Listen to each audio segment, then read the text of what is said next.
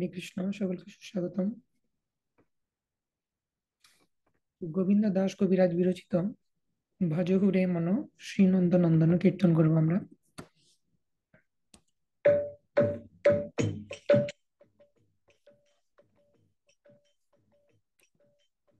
ভজ রে মন শ্রীনন্দ নন্দন অভয় চরণ বিন্দ রে।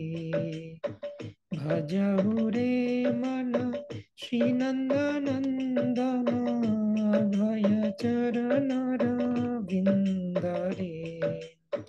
दुर्लभ मानव जन्म सत्संगे, दुर्लभ मानव जन्म सत्संगे, तर होए भव सिंधु रे, तर होए भव सिंधु रे। शीततप बात बरीशन दिन जामिनी जागिरे। शीततप बात बरीशन दिन जामिनी जागिरे। विफल से बिनु कृपण दूर जन, विफल से बिनु कृपण दूर जन, चपल सुख लब लागिरे, चपल सुख लब लागिरे। हे धन যৌবন পুত্র পরিজন, ইতে কি আছে পরতি রে। হে ধন যৌবন পুত্র পরিজন, ইতে কি আছে পরতি রে। কমল দল জল জীবন টল মল, কমল দল জল জীবন টল মল, ভজহু হরি পদ নীতি রে, ভজহু হরি পদ নীতি রে। শ্রবণ কীর্তন স্মরণ বন্দন পাদ সেবন দাস্য রে। শ্রবণ কীর্তন স্মরণ বন্দন পাদ সেবন দাস্য রে। पूजन सखी जन आत्मनिवेदन, पूजन सखी जन आत्मनिवेदन, गोविंद दासय अभिलाष रे, गोविंद दासय अभिलाष रे। भजहु रे मन श्री नंद नंदन, अभय चरण रविंद रे, अभय चरण रविंद रे, अभय चरण रविंद रे।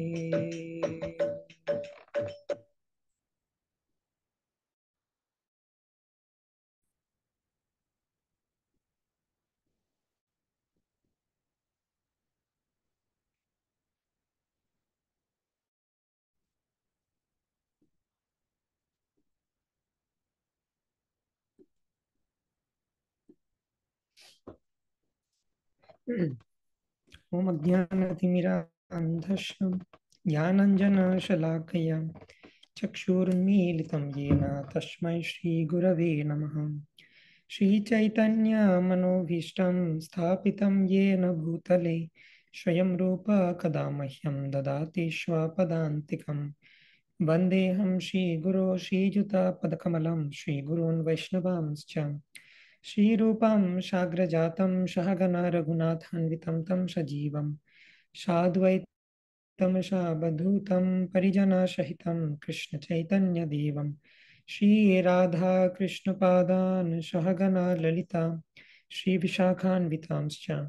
नमो विष्णुपादाय कृष्णपृष्ठाय भूतले श्रीमते भक्तिवेदान्तस्वामिनिति नामिने। नमस्ते सारस्वते देवे गौरवाणी प्रचारिणे, निर्विशेष शून्यवादी पाश्चात्य देश तारिणीं वाञ्छाकल्पतरुभ्यश्च कृपा सिन्धुभ्य एव च पतितानं पावनेभ्यो वैष्णवेभ्यो नमो नमः। नमो महावदन्याय कृष्णप्रेमप्रदायते कृष्णाय कृष्णचैतन्य नाम्ने गौरतिषे नमः। पञ्चतत्त्वात्मकं कृष्णं भक्तरूपस्वरूपकं भक्तावतारं भक्तख्यं नमामि भक्तशक्तिकम्। हे कृष्ण करुणा सिन्धो दीनबन्धो जगत्पते गोपेश गोपिका कान्त राधा कान्त नमोऽस्तुते। तप्त कांचन गौरांगी राधे वृंदावनेश्वरी वृषभानुसुते देवी प्रणमामि हरिप्रिये। नीलाचल निवासाय नित्याय परमात्मने बलभद्र सुभद्राभ्यां जगन्नाथाय ते नमः। जय श्री कृष्ण चैतन्य प्रभु नित्यानंद श्री अद्वैत गदाधर शिवासादि गौर भक्त वृंद। हरे कृष्णा कृष्णा कृष्णा हरे हरे हरे राम राम राम हरे हरे।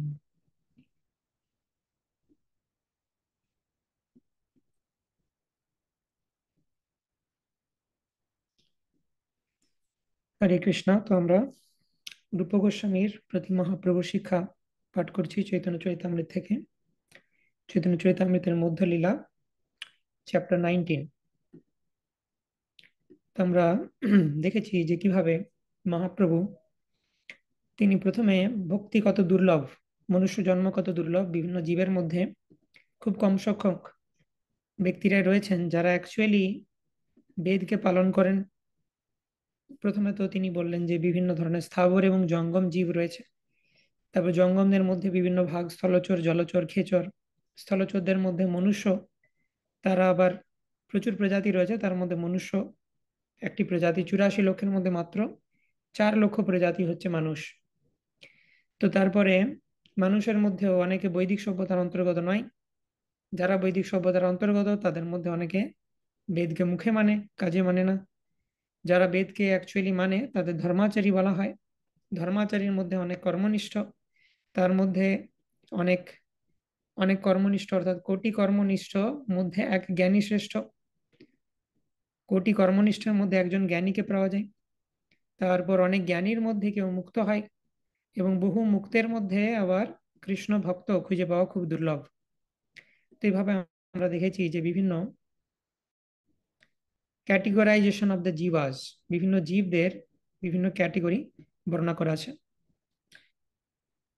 ইয়েস। তো তারপর মহাপ্রভু বললেন যে তুমি যে মনুষ্য হয়ে গেলেই এই কৃষ্ণ ভক্তি লাভ করবে তা নয়। গুরু কৃষ্ণ প্রসাদে পাই ভক্তিলতা বীজ। ব্রহ্মাণ্ড ভ্রমিতে কোনো ভাগ্যবান জীব গুরু কৃষ্ণ প্রসাদে ভক্তিলতা বীজ পাচ্ছেন। তো গুরু কৃপা কি, কৃষ্ণ কৃপা কি আলোচনা করেছি আমরা। তো এভাবে চৈতন্য মহাপ্রভু এই যে ভক্তি রসামৃত সিন্ধুর যে নলেজ, সেটা রূপ গোস্বামীকে দিতে আরম্ভ করেন। তো প্রথমে ক্যাটেগরাইজেশন অফ দ্য জীবাস, সেগুলো আলোচনা করা হয়েছে। তারপরে ভক্তি লতাকে কিভাবে সংরক্ষণ করতে হবে, কি কি বিপদ আছে, বৈষ্ণব অপরাধের বিপদ থাকতে পারে, এবং আমরা যদি ঠিক মতো এটার উপর ধ্যান না দিই ভক্তিলতার উপর, তাহলে বিভিন্ন উপশাখা আসতে পারে। নিষিদ্ধাচার, কুটিনাটি, জীবহিংসন, লাভ, পূজা, প্রতিষ্ঠা আদি যত উপশাখাগণ, তো ইত্যাদি উপশাখা কিভাবে দমন করতে হবে, বৈষ্ণব অপরাধের থেকে কিভাবে ভক্তিলতাকে বাঁচাতে হবে, সেগুলো আমরা আলোচনা করেছি। তো তারপরে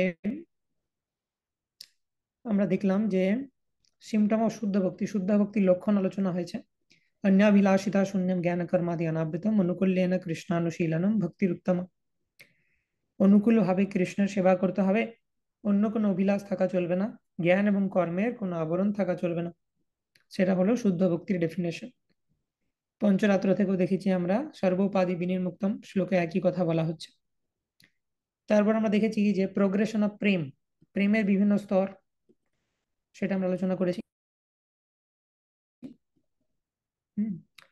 তো প্রেমের বিভিন্ন স্তর, যেমন এখানে আমরা দেখতে পাচ্ছি ভক্তির 9টি স্তরের কথা আমরা সবাই জানি। আদৌ শ্রদ্ধা, সাধু সঙ্গ, ভজন ক্রিয়া, অনর্থ নিবৃত্তি, নিষ্ঠা, রুচি, আসক্তি, ভাব, প্রেম। তারপর সেই প্রেম ক্রমান্বয়ে বাড়তে বাড়তে স্নেহ, মান, প্রণয়, রাগ, অনুরাগ, ভাব, মহাভাব এই পর্যন্ত পৌঁছায়। তারপর আমরা বিভিন্ন ধরনের পঞ্চভাব, স্থায়ী ভাব, বিভাব, অনুভাব, সাত্ত্বিক, ব্যভিচারী আলোচনা করেছি, এবং কিভাবে একটার মধ্যে অন্যদের কোয়ালিটি থাকে সেটাও বর্ণনা করা হয়েছে। আচ্ছা, সেটা আজকে আমরা দেখব। তো এই হচ্ছে সামারি। তো আগে যেগুলো লিখেছি সেটা আমি জাস্ট এখানে নোট ডাউন করতে চাই। তো প্রথমে আমরা কি দেখলাম? ক্যাটেগরি অফ জীবাস। তো সেখান থেকে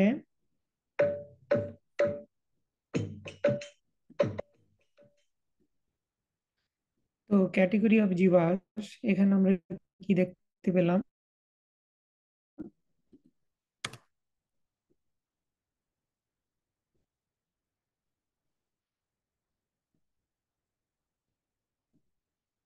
হুম, তো প্রথমে হচ্ছে জীবাস, স্থাবর এন্ড জঙ্গম। এখান থেকে জঙ্গমের মধ্যে স্থলচর ইত্যাদি রয়েছে। 8.4 মিলিয়ন স্পিসিস রয়েছে, তার মধ্যে 4 লাখ হিউম্যান, 4 লক্ষ প্রজাতির মানুষ আছে। তারপরে 4 লক্ষ প্রজাতির যে মানুষ, তাদের মধ্যে অনেকে আবার বেদকে মানে না। হুম, আর যারা মানে তাদেরকে বলা হয় ধর্মাচারী। ধর্মাচারীদের মধ্যে বেশিরভাগই কর্মনিষ্ঠ। কর্মনিষ্ঠর মধ্যে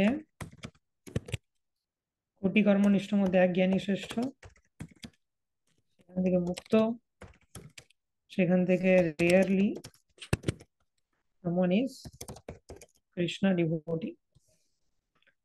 ঠিক আছে, তো এবারে কৃষ্ণ ভক্তি এত যে দুর্লভ, সেই দুর্লভ সৌভাগ্য কার হয়? গুরু অ্যান্ড কৃষ্ণ প্রসাদ। গুরু কৃষ্ণ প্রসাদে পায় ভক্তিলতা বীজ। তারপরে এই সম্বন্ধীয় 3টে বিষয় রয়েছে। পোটেন্ট সিড ফ্রম গুরু, শ্রবণ কীর্তন জল, শ্রবণ কীর্তন জল দিয়ে সিঞ্চন করতে হবে, আর বৈষ্ণব সদাচার, সেটা হচ্ছে মৃত্তিকা, সয়েল। হুম, গুরুর কাছ থেকে পোটেন্ট সিড লাভ করলাম, শ্রবণ কীর্তন জলে সিঞ্চন করলাম, এবং বৈষ্ণব সদাচার রূপী মৃত্তিকাতে সেটাকে বপন করলাম, তবে সেই ভক্তিলতার গ্রোথ হবে। তো এরপরে ডেঞ্জার্স কি কি হতে পারে এখানে? বৈষ্ণব অপরাধ, যেটা ম্যাড এলিফ্যান্ট অফেন্স বা মত্ত হস্তির মতো অপরাধ। আর কি হতে পারে? উপশাখা, নিষিদ্ধাচার, কুটিনাটি, জীবহিংসন ইত্যাদি। তো এটা হয়ে গেল। তারপর আমরা কি আলোচনা করেছি? Symptoms of pure devotional service, শুদ্ধ ভক্তির লক্ষণ, অন্যাভিলাষিতা শ্লোকা। তো শুদ্ধ ভক্তির সিমটম আমরা দেখলাম।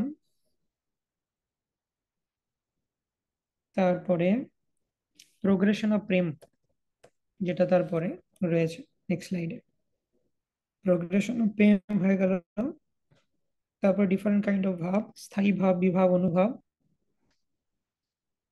তারপরে আমরা দেখব পঞ্চরস, পঞ্চমুখ্য রস এবং 7টি গৌণ রস, সেগুলো আলোচনা করা হবে। তার আগে একটা টপিক হচ্ছে ঐশ্বর্য মিশ্রিত প্রেম এন্ড কেবল প্রেম, যেটা দিয়ে আজকে আমরা স্টার্ট করব।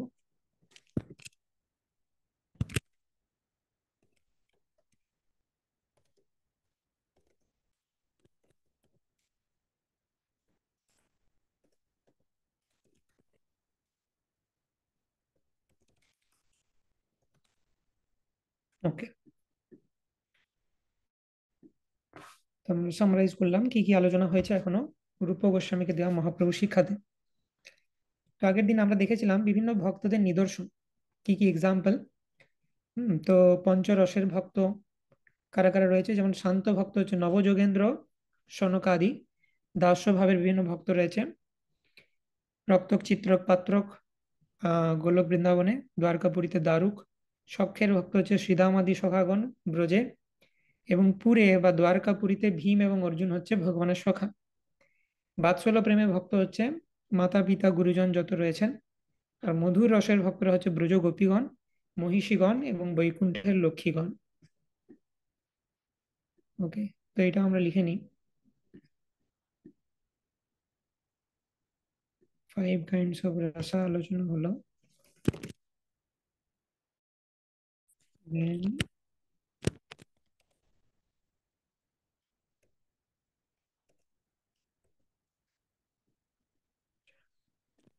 examples of devotees in different rasa, বিভিন্ন রসে থাকা ডিভোটিদের এক্সাম্পল।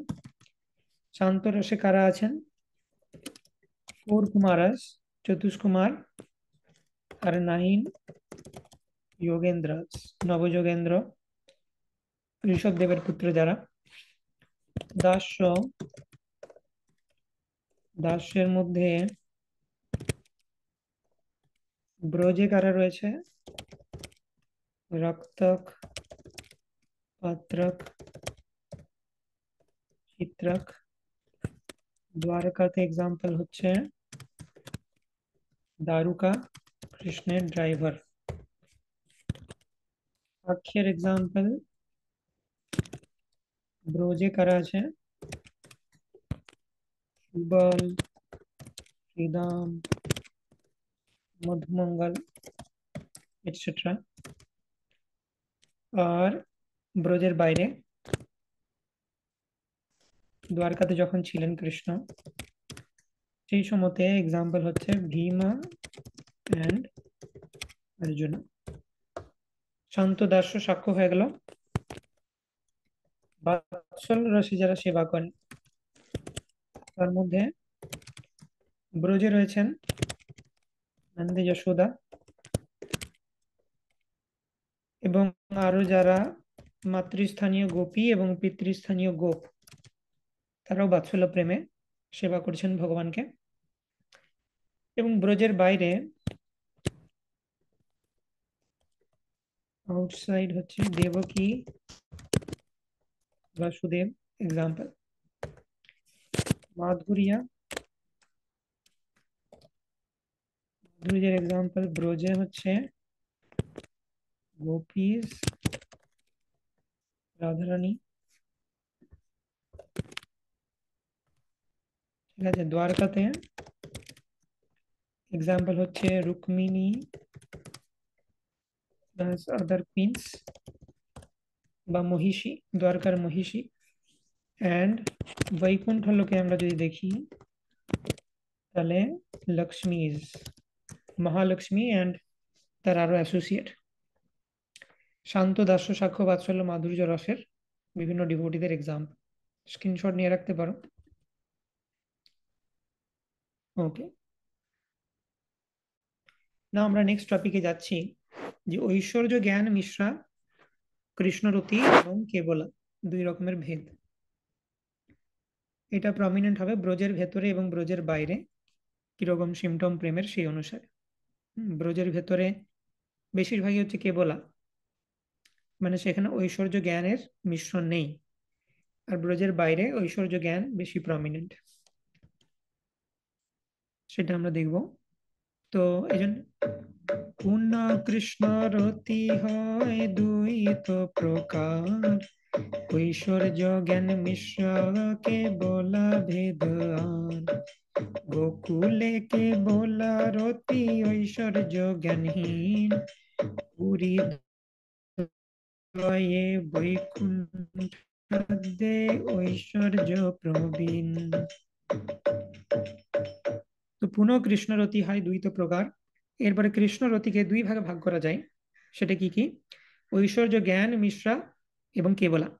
যার যেরকম রতি রয়েছে, শান্ত দাস্য সাক্ষ্য বাৎসল্য মাধুর্য, এই পঞ্চরতি আমরা আলোচনা করেছি। তো এদের প্রত্যেকটাই দুই রকম হতে পারে, যে ঐশ্বর্য জ্ঞান মিশ্রিত এবং কেবলা, যেখানে ঐশ্বর্য জ্ঞানের কন্টামিনেশন নেই। তো গোকুলে কি বলা হচ্ছে, গোকুলে কেবলারতি ঐশ্বর্য জ্ঞানহীন। গোকুল মানে বৃন্দাবনে, বৃন্দাবনে সবসময় কেবলারতি হয়, ঐশ্বর্য জ্ঞানহীন। এবং পুরী দয়ে, পুরী দয়ে মানে কি দুই পুরী, মথুরাপুরী এবং দ্বারকাপুরী, এবং বৈকুণ্ঠাদিতে, বৈকুণ্ঠাদি বিভিন্ন প্ল্যানেটস, সেখানে ঐশ্বর্যটা প্রমিনেন্ট বা প্রবীণ, সেজন্য বলা হচ্ছে। ঠিক আছে, তাহলে গোলক বৃন্দাবনে কেবলারতি প্রধান, এবং দ্বারকা, মথুরা, বৈকুণ্ঠ ইত্যাদি স্থানে ঐশ্বর্য জ্ঞান যুক্ত যে রতি সেটা প্রধান। তো ঐশ্বর্য জ্ঞানের প্রভাবে কি হয়, রতি বা প্রীতি সংকুচিত হয়ে যায়।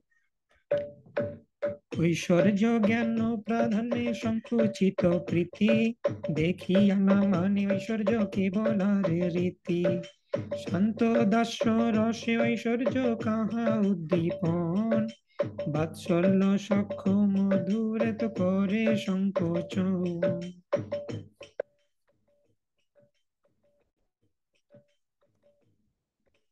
তো এখানে বলা হচ্ছে যে ঐশ্বর্য জ্ঞানের যদি প্রাধান্য থাকে, তাহলে সংকুচিত প্রীতি, প্রীতি সংকুচিত হয়ে যায়। তো ঐশ্বর্য জ্ঞান মিশ্রণ যদি থাকে, সেটা কৃষ্ণের খুব একটা পছন্দ হয় না। কৃষ্ণের সাথে ভক্তের যে রতি বা প্রীতি সেটা সংকুচিত হয়ে যায়। দেখিয়া না মানে ঐশ্বর্য কেবল আর রীতি।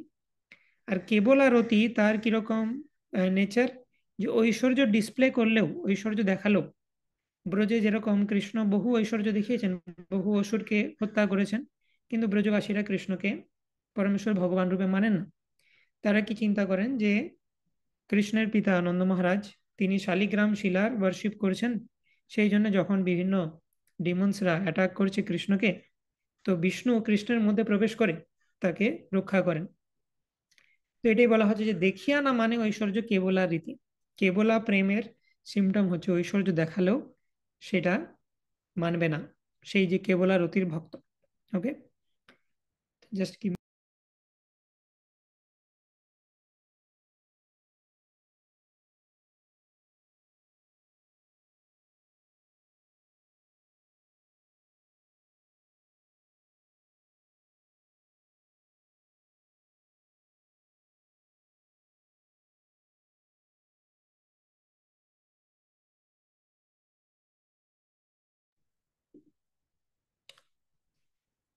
তো ঐশ্বর্য জ্ঞান প্রাধান্যে সংকুচিত হয় রতি, দেখিয়া না মানে ঐশ্বর্য কেবলা রীতি।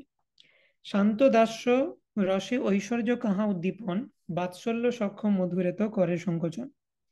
তো এখানে দুটো বিষয় রয়েছে, যে যে কোনো রতি, শান্ত দাস্য সখ্য বাৎসল্য মাধুর্য, এটা যদি ব্রজের মধ্যে কোনো ডিভোটি হয়, তার নেচার হচ্ছে কেবলা, মানে সে ঐশ্বর্য জ্ঞান মিশ্রিত নয়।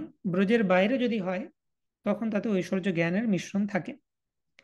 আরেকটাও বিষয় রয়েছে রতি ভেদে, যেমন পাঁচটা রতি রয়েছে, শান্ত দাস্য সাক্ষ্য বাৎসল্য মাধুর্য। এর মধ্যে শান্ত এবং দাস্য রসে যত আমরা যাচ্ছি, শান্ত থেকে দাস্য, দাস্য থেকে সখ্য, সখ্য থেকে বাৎসল্য, বাৎসল্য থেকে মাধুর্য, এটাতে কি হয়, ইন্টিমেসি বাড়তে থাকে, ভক্তের সাথে ভগবানের ইন্টিমেসি বাড়তে থাকে। সেটা আমরা দেখবো, ডিটেলসে বলা হয়েছে। তো ইনিশিয়ালি শান্ত এবং দাস্য রসে কি হয়, সেইখানে ঐশ্বর্যের প্রভাবটা বেশি থাকে, এবং ধীরে ধীরে যখন আমি মাধুর্যের দিকে যাচ্ছি, বাৎসল্য সখ্য মাধুরে, ঐশ্বর্যের প্রভাব কম হয়ে যায়।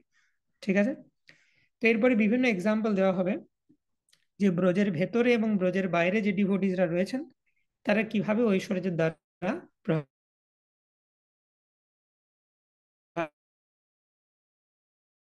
হন, বাইরে কিরকম, সেটা আমরা দেখব।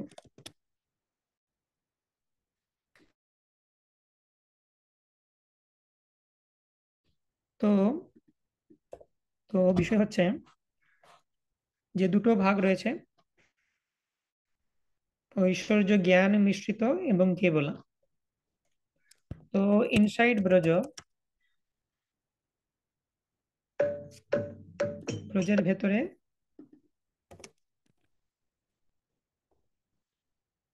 কেবলা, মানে উইদাউট নলেজ অফ অপুলেন্স বা ম্যাজেস্টি, ঐশ্বর্যের জ্ঞান ব্যতীত, সেটাকে বলা হচ্ছে কেবলা। আউটসাইড ব্রজে যদি আমরা যাই, তখন সেইখানে ঐশ্বর্য জ্ঞান মিশ্রিত, ঠিক আছে, ঐশ্বর্য জ্ঞান যুক্ত সেখানে। এটা হয়ে গেলো দুটো জিনিস, যে ব্রজের ভেতরে কেবলা এবং ব্রজের বাইরে ঐশ্বর্য জ্ঞান মিশ্রিত। আরেকটা বিষয় হচ্ছে পঞ্চরতির মধ্যে যদি আমরা দেখি, তাহলে 5 রতিস, কান্ত, দাস্য, সাক্ষ্য, বাৎসল্য, মাধুর্য। এই পাঁচের মধ্যে ইন্টিমেসি বাড়ছে উপর থেকে নিচে যত যাচ্ছি।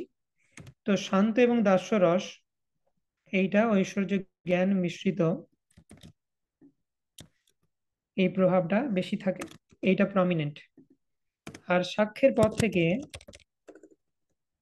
কেবলা ভক্তি ইজ প্রমিনেন্ট,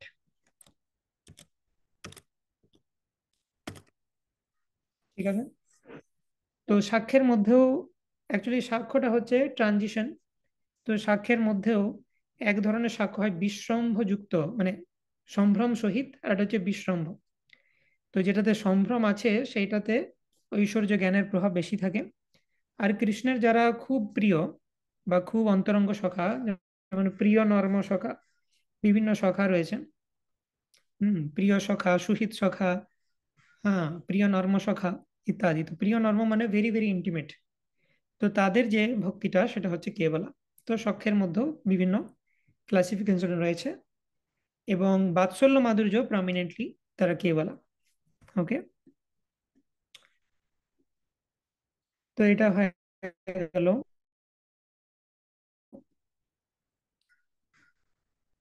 তো এরপরে বিভিন্ন এক্সাম্পল দেওয়া হচ্ছে, যে বসুদেব এবং দেবকী যখন কৃষ্ণ তাদেরকে উদ্ধার করেছিলেন মথুরাতে, সেই সময় কংসকে বধ করার পর যখন কৃষ্ণ বসুদেব এবং দেবকীর চরণ বন্দনা করছেন তাদেরকে ঐশ্বর্য জ্ঞানে, তখন কি হলো, যেহেতু তারা কিছুক্ষণ আগেই দেখলো যে কংসকে হত্যা করেছেন, মানে কৃষ্ণ নিজের অপুলেন্স বা ঐশ্বর্যকে প্রকাশ করছেন, তো তখন তাদের কি হলো, যে বাৎসল্য রতি সেটা দাস্য রতিতে নেমে চলে এলো। তো এটাই হচ্ছে বিষয়, যেহেতু এটা মথুরা, ব্রজের বাইরে, তো ঐশ্বর্য জ্ঞান যখনই ডিসপ্লে করা হবে তখনই রতি সংকুচিত হয়ে যায়, উচ্চ রতি থেকে নিম্ন রতিতে নেমে চলে আসে। ওকে, বসুদেব দেবকীর কৃষ্ণ চরণ বন্দিল, ঐশ্বর্য জ্ঞানে দুহার মনে ভয় হইল। দেবকী বসুদেবশ্চ বিজ্ঞায় জগদীশ্বরো, কৃত সংবন্দনৌ পুত্রৌ সম্ভজাতে ন শঙ্কিত। দেবকী এবং বসুদেব তাদের প্রণতি নিবেদনকারী দুই পুত্র কৃষ্ণ বলরামকে জগদীশ্বর জেনে, এটা দেখে তারা বুঝতে পেরে গেলেন এটা কোনো সাধারণ আমার সন্তান নয়, এরা হচ্ছেন জগদীশ্বর। ব্যাস, তার প্রভাবে কি হলো, তাদের রতি সংকুচিত হয়ে গেল। তারা যে রতিতে সেবা করছিলেন, বাৎসল্য রসে নিজের পুত্র জ্ঞানে দেখতেন, সেটা আর সম্ভব হলো না। তো তারা কি করলেন, শঙ্কিত হয়ে কৃষ্ণকে আলিঙ্গন করতে পারলেন না, যে নিজের পুত্র ভেবে তাকে আলিঙ্গন করব, সেটা তারা করতে পারলেন না। তো কৃষ্ণের বিশ্বরূপ দেখে একইভাবে অর্জুনের কিরকম হয়েছিল, অর্জুনেরও ভয় হয়েছিল। তখন সে কৃষ্ণের কাছে হাত জোড় করে ক্ষমা চেয়েছিল, যে তোমাকে আমি আমার সখা রূপে ভেবে কত কিছু আচরণ করেছি। তো অর্জুনের যে রতি সেটাও বিশ্বরূপ দর্শনে সংকুচিত হয়। অর্জুনের রতি কি ছিল, সাক্ষ্য, কিন্তু ব্রজের বাইরে। তাই অপুলেন্স ডিসপ্লে যখনই হলো, ঐশ্বর্য যখনই দেখানো হলো,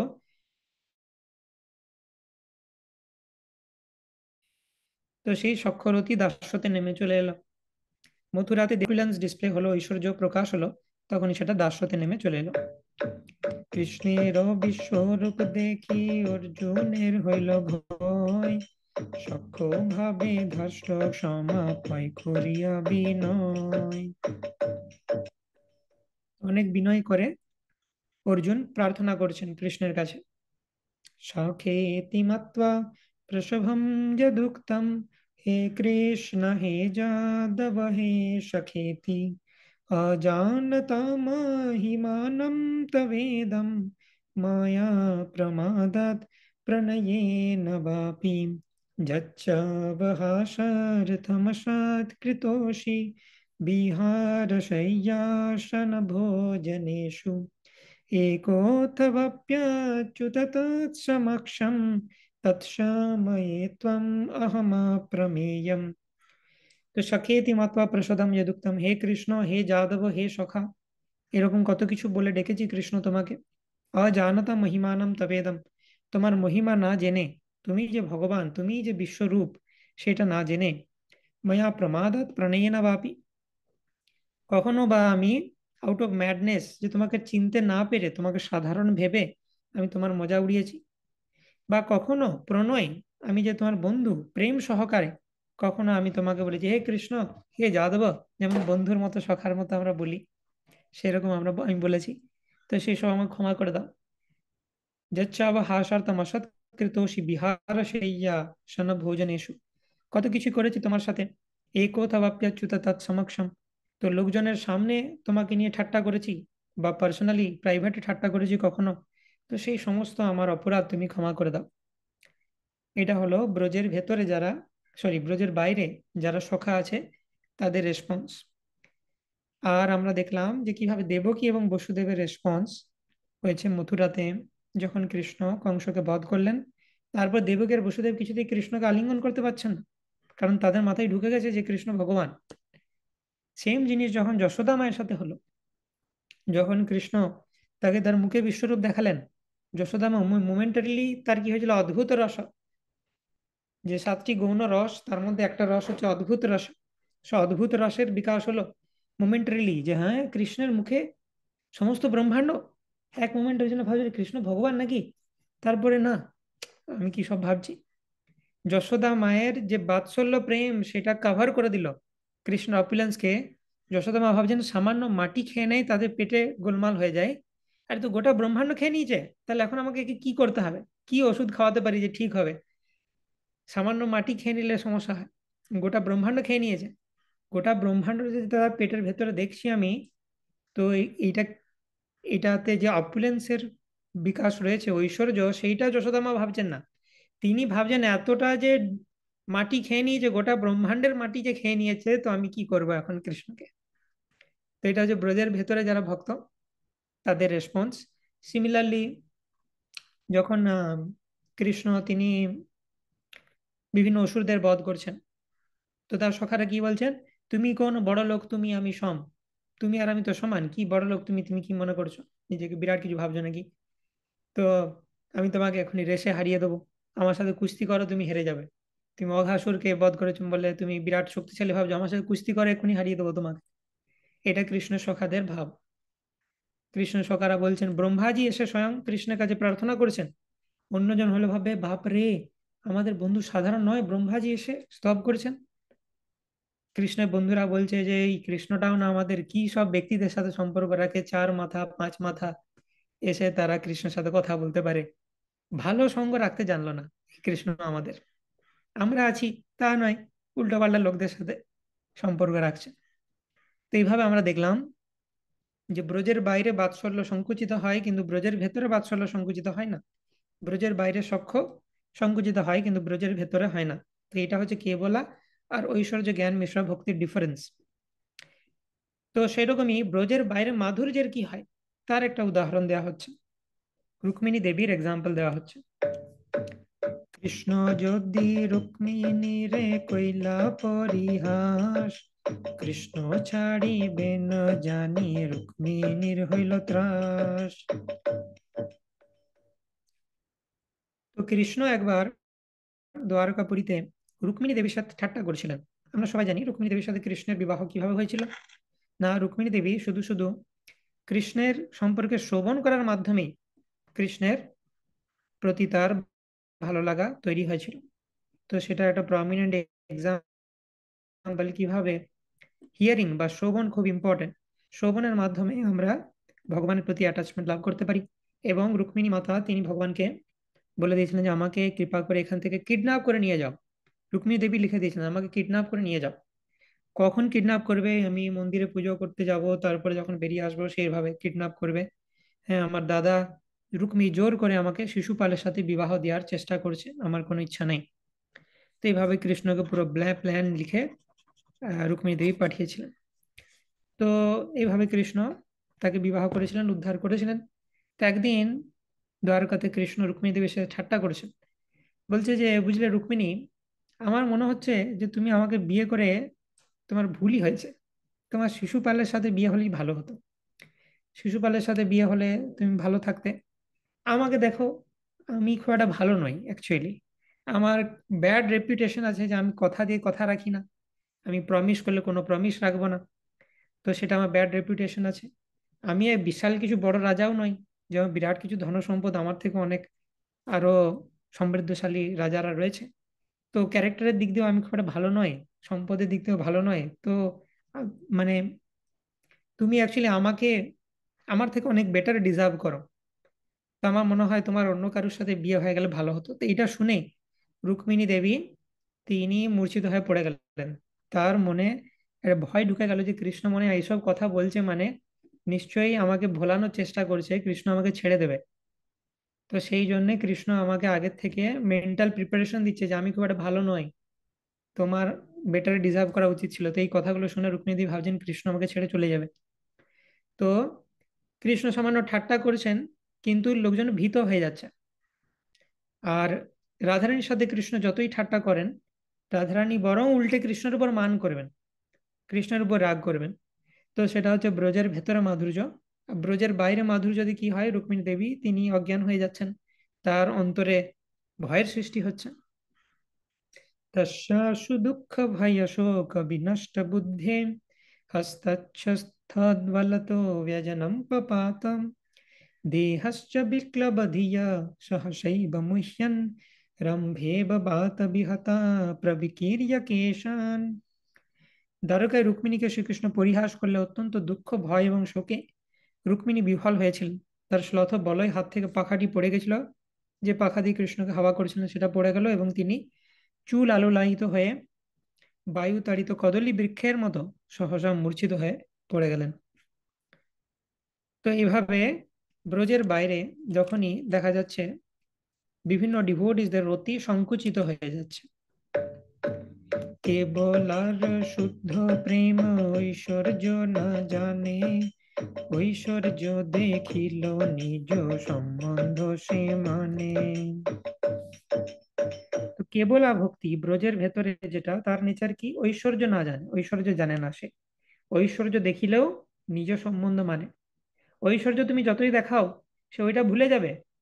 তার সাথে কৃষ্ণের যে রতি সেটাই প্রমিনেন্ট হয়ে যাবে। যশোদা মাকে তুমি যতই ইউনিভার্স দেখাও, মোমেন্টারি দেখলো, ভুলে গেল। কিন্তু তার পরক্ষণেই এটা প্রধান হয়ে যাবে, আমার লালা কি হবে এর, গোটা ব্রহ্মাণ্ড খেয়ে নিয়েছে। তো সখাদের ক্ষেত্রেও তাই, মোমেন্টারিলি তারা আশ্চর্য হয়, কিন্তু তারপরে আবার কৃষ্ণ আমার বন্ধু এই ভাব প্রমিনেন্ট হয়ে যায় এবং তারা সব ভুলে যায়। त्रय्या चोपनिषद्भिश्च साङ्ख्ययोगश्च सात्वतैः उपगीयमानमाहात्म्यं हरिं सामान्यतात्मजम्।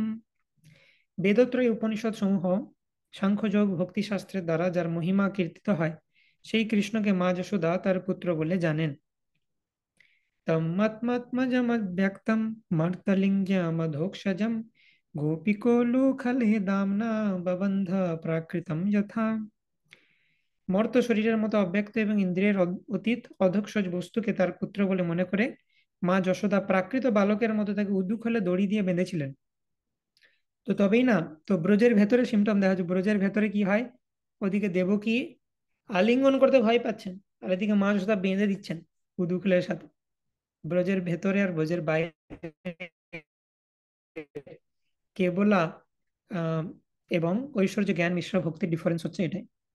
उबाहु कृष्ण भगवान श्रीदामानं पराजित वृषभं भद्रसेनस्तु प्रलम्बो रहिनु सुतम्। ভগবান শ্রীকৃষ্ণ পরাজিত হয়ে শ্রীরামকে স্কন্ধে বহন করলেন, মানে রেস হচ্ছিল, পরাজিত হয়েছেন ভগবান তার সখাদের কাছে। ভদ্রসেন বৃষভ বহন করলেন এবং প্রলম্ব রোহিণী পুত্র বলদেবকে বহন করলেন। প্রলম্বাসুরের যে পাস্ট টাইম সেটা এখানে বর্ণনা করা হচ্ছে। তো যাই হোক, মূল বিষয় হচ্ছে যে ব্রজের যারা সখা তারা কৃষ্ণকে কুস্তিতে, রেসে ইত্যাদিতে হারান। আর ওদিকে ব্রজের বাইরের সখা অর্জুন সেই বিশ্বরূপ দেখে হাত জোড় করে কৃষ্ণকে স্তুতি করছে। সাচমেনে তদাত্মানম বরিষ্ঠাম সর্বযোষিতাম হিত্বা গোপিকাম याना मामशो भजते प्रियम ततो गत्वा वनोद्देशं दीप्ता केशमब्रवीत् नापारयेऽहं चलितुं नयमाम यत्र ते मनः एवमुक्ता प्रिया माहो स्कन्दमारुह्यतामिति ततश्चान्तर्दधे कृष्ण সাবধূরন্যতপ্যত। তো এখানে কি বর্ণনা করা হচ্ছে? তো ব্রজের ভেতরের এক্সাম্পল দেওয়া হচ্ছে এখন। ব্রজের ভেতরে মা যশোদার এক্সাম্পল দেওয়া হয়েছে। কিভাবে মা যশোদা তিনি কৃষ্ণকে উলু খুলে বেঁধে নিচ্ছেন। ব্রজের ভেতরের সখাদের এক্সাম্পল দেওয়া হলো, কিভাবে শ্রীদাম কৃষ্ণকে হারিয়ে কৃষ্ণকে বলছেন, নাও তুমি হেরে গেছো, এরপরে তোমাকে আমাকে কাঁধে চাপিয়ে বহন করতে হবে। তো ব্রজের ভেতরে সখারা কি করছেন সেটা দেখতে পাচ্ছি। ব্রজের ভেতরে বাৎসল্য দেখেছি। ব্রজের ভেতরে মাধুর্য কিরকম, রাধারানী রাধারানী কি করছেন কৃষ্ণের সাথে সেটা বর্ণনা করা হচ্ছে। ব্রজের বাইরে মাধুর্য কি দেখেছিলাম, রুক্মিণী দেবী সঙ্গে কৃষ্ণ একটু মজা করেছেন, তাদের রুক্মিণী দেবী মূর্ছিত হয়ে পড়ে গেছেন, ভয়ে একদম সে মূর্ছিত হয়ে গেছে। আর রাধারানী কৃষ্ণের সাথে কিরকম ব্যবহার করছেন সেটা আমরা দেখবো, তার একটা এক্সাম্পল। কামজান গোপীদের পরিত্যাগ করে এই প্রিয় কৃষ্ণ আমাকে ভজন করেছেন, এইরূপ অহংকারে শ্রীমতী রাধারানী নিজেকে সমস্ত গোপীদের মধ্যে শ্রেষ্ঠা বলে মনে করলেন। তো রাসলীলার কথা বর্ণনা করা হচ্ছে। যখন রাসলীলা হচ্ছিল, 10,000 কোটি গোপী একসাথে কৃষ্ণের সাথে ডান্স করেছিলেন, এবং রাসমণ্ডলে কৃষ্ণের এমনই অপার মহিমা, তিনি নিজেকে 10,000 কোটি ফর্মে এক্সপান্ড করে প্রত্যেক গোপীর সাথে ডান্স করেছিলেন। প্রত্যেক গোপী ভাবছেন কৃষ্ণ শুধুমাত্র আমার সাথেই ডান্স করছেন, এবং তাদের মধ্যে একটু অহংকার হয়ে যায়। তো তখন কৃষ্ণ রাসলীলা থেকে অন্তর্হিত হয়ে যান, এবং সেই কারণেই সমস্ত গোপীরা সম্মিলিতভাবে গোপী গীত কীর্তন করতে থাকেন। তো সমস্ত গোপীদের থেকে অন্তর্হিত হয়ে কৃষ্ণ কিন্তু তবু তখনও রাধারানীর সাথে ছিলেন। রাধারানীকে আলাদা করে বের করে নিয়ে তিনি রাধারানীর সাথে যাচ্ছিলেন। তখন রাধারানীর হৃদয়েও এই ভাব এলো যে সমস্ত গোপীদেরকে পরিত্যাগ করে কৃষ্ণ আমাকে নিয়ে যাচ্ছেন শুধু। তো যদিও এখানে এটা বলা হচ্ছে অহংকার রাধারানীর, এবং দেখা যাবে যে কৃষ্ণ রাধারানীকেও পরিত্যাগ করবেন এই অহংকারের কারণে। তো এটা দোষ নয়, বেসিক্যালি ভগবান তার বিভিন্ন ভক্তদের মাধ্যমে আমাদেরকে শিক্ষা প্রদান করেন, সেটা আমরা দেখেছি। যেমন অর্জুন বোকার মতো কোয়েশ্চেন জিজ্ঞেস করেছে গীতাতে, জাগতিক ব্যক্তির মতো, সেটা অর্জুনের দোষ নয়। পরীক্ষিত মহারাজ একজন ব্রাহ্মণকে অসম্মান করেছেন তার গলায় সাপ জড়িয়ে।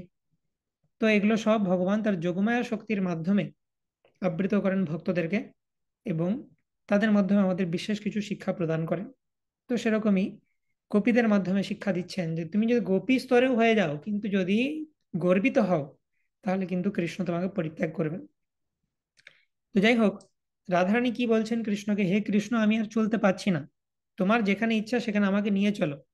এইভাবে যখন বললেন, কৃষ্ণ তখন বললেন আমার স্কন্ধে আরোহণ করো। এই বলে শ্রীকৃষ্ণ সেখান থেকে অন্তর্হিত হয়ে গেলেন, এবং সেই কৃষ্ণ বধূ রাধিকা অনুতাপ করতে লাগলেন। তো রাধারানীকে কৃষ্ণ, রাধারানী বলছেন আমি চলতে পারছি না, তুমি আমাকে নিয়ে চলো। তো কৃষ্ণ বহন করে নিয়ে যাচ্ছেন রাধারানীকে। তো এটা হচ্ছে ব্রজের ভেতরে রাধারানীর সাথে কৃষ্ণ সম্পর্ক, ভেরি ভেরি ইন্টিমেট। আর ব্রজের বাইরের যে সম্পর্ক মাধুর্য সেটা কিন্তু অতটা ইন্টিমেট নয়, সামান্য হাসি ঠাট্টার প্রভাবেও সেটাতে ব্রেক চলে আসছে। তো গোপী গীত থেকে কোট করা হচ্ছে, পতিসুতান্বয়া ভাতৃবান্ধবান অতি বিলঙ্ঘ্যতেন অচ্যুতাগতম গতিবিদস্তবোধ গীতমোহিতা কি তব যোষিতা কস্ত্যজন্নিষি। হে কৃষ্ণ, আমার পতি পুত্র আত্মীয় স্বজন ভাই বন্ধু সকলকে অবহেলা করে তোমার কাছে আমরা এসেছি। গোপীরা বলছেন, আমাদের আসার কারণ তুমি জানো, তোমার বংশীধ্বনিতে মোহিত হয়ে আমরা এসেছি।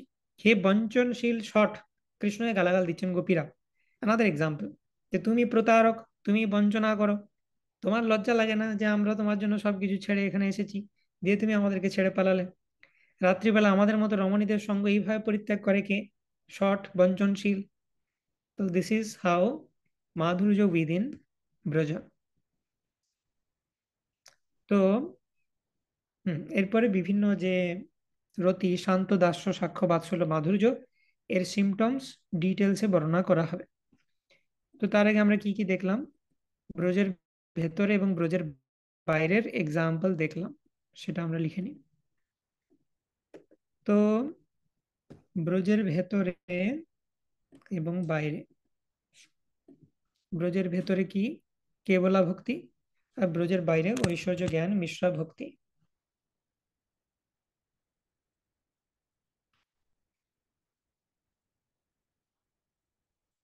তো এখানেই লিখি এক্সাম্পল গুলো। তো প্রথমে এক্সাম্পল দেওয়া হচ্ছে, ফর এক্সাম্পল বাৎসল্য। ব্রজের ভেতরে বাৎসল্য কিরকম? না, মাদার যশোদা বাইন্স কৃষ্ণ, মা যশোদা কৃষ্ণকে বন্ধন করলেন।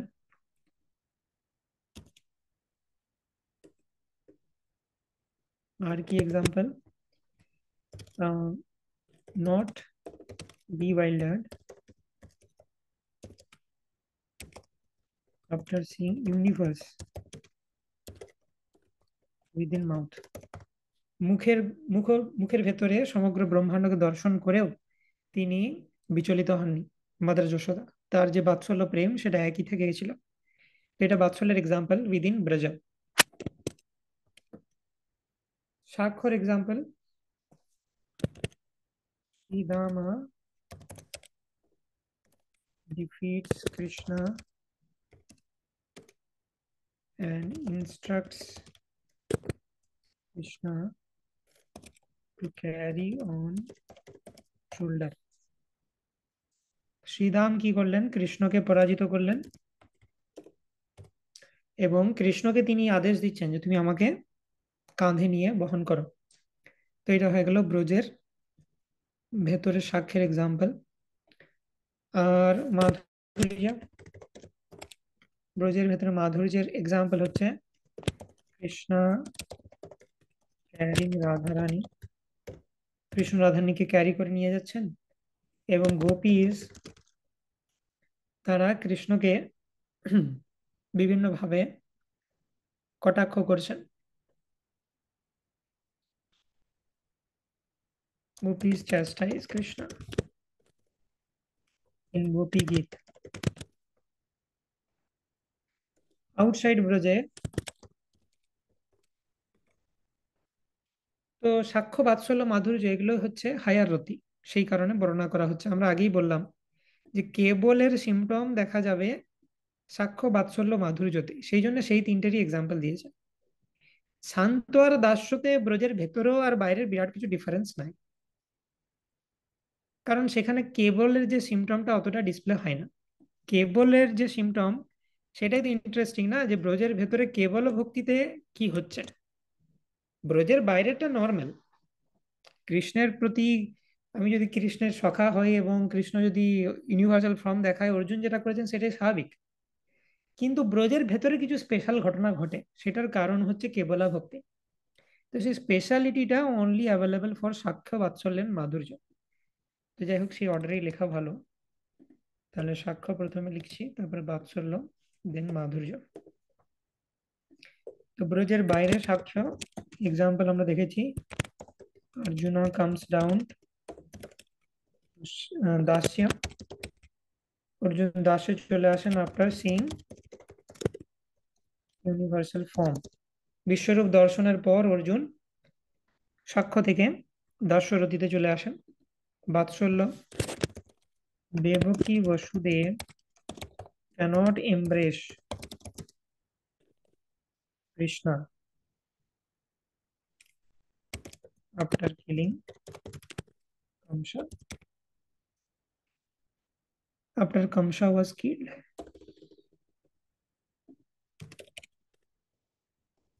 তো যখন কংস বধ হলো, তারপর দেবকী বসুদেব কৃষ্ণকে আলিঙ্গন করতে পারছিলেন না, কৃষ্ণ বলরাম দুজনকে।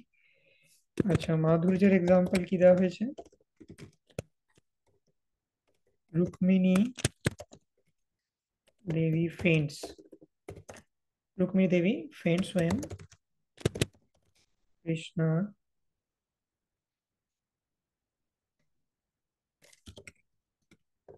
started joking. কৃষ্ণ যখন হাসি ঠাট্টা করলেন, রুক্মিণী দেবী মূর্ছিত হয়েছিলেন। তো এই হয়ে গেল পঞ্চরতির মধ্যে ঐশ্বর্য, জ্ঞান, মিশ্রা এবং কেবলা ভক্তি, ব্রজের ভেতরে এবং ব্রজের বাইরে এক্সাম্পল। ক্লিয়ার? স্ক্রিনশট নিয়ে নিতে পারো, পরে লিখে নিতে পারো ঠিকঠাক যদি লিখতে পারো নি সবটা। ওকে, লেটস মুভ অন।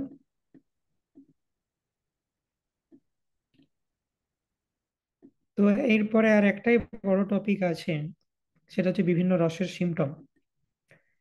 সো সেটা আমরা আজকে কভার করে নিই, কারণ সনাতন শিক্ষা অনেক বড় রয়েছে।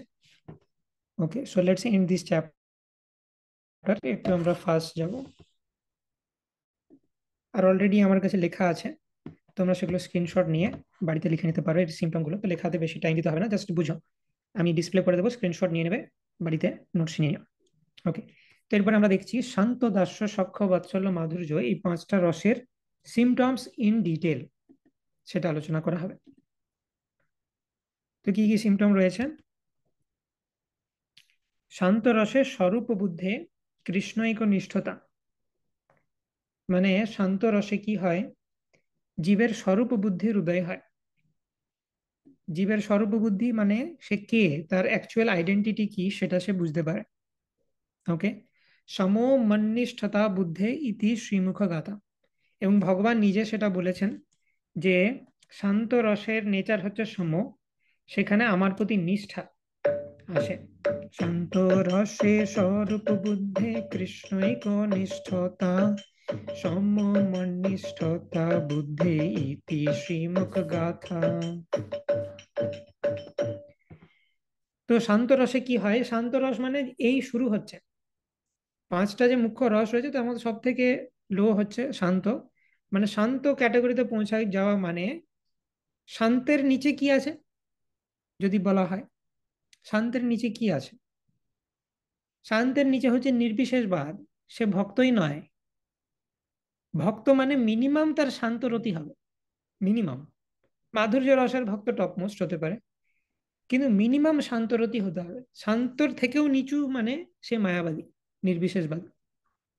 ঠিক আছে, সো মায়াবাদ থেকে একটু জাস্ট বেটার হচ্ছে শান্তরস। তো সেখানে তার স্বরূপ বুঝতে পেরেছে যে আমি স্বরূপটা আমার ব্রহ্মজ্যোতিতে থাকার নয়, আমার স্বরূপটা হচ্ছে আমি ভগবানের ধামে থাকবো। ভগবান কে সেটা বুঝতে পেরেছে, ঠিক আছে, বা নিজেকে আমি যে ভগবানের অংশ সেটা প্রপারলি সে বুঝতে পারে। এবং কৃষ্ণৈক নিষ্ঠতা, কৃষ্ণের প্রতি নিষ্ঠাশীল হয়, জড় জগৎ থেকে সে মুক্ত।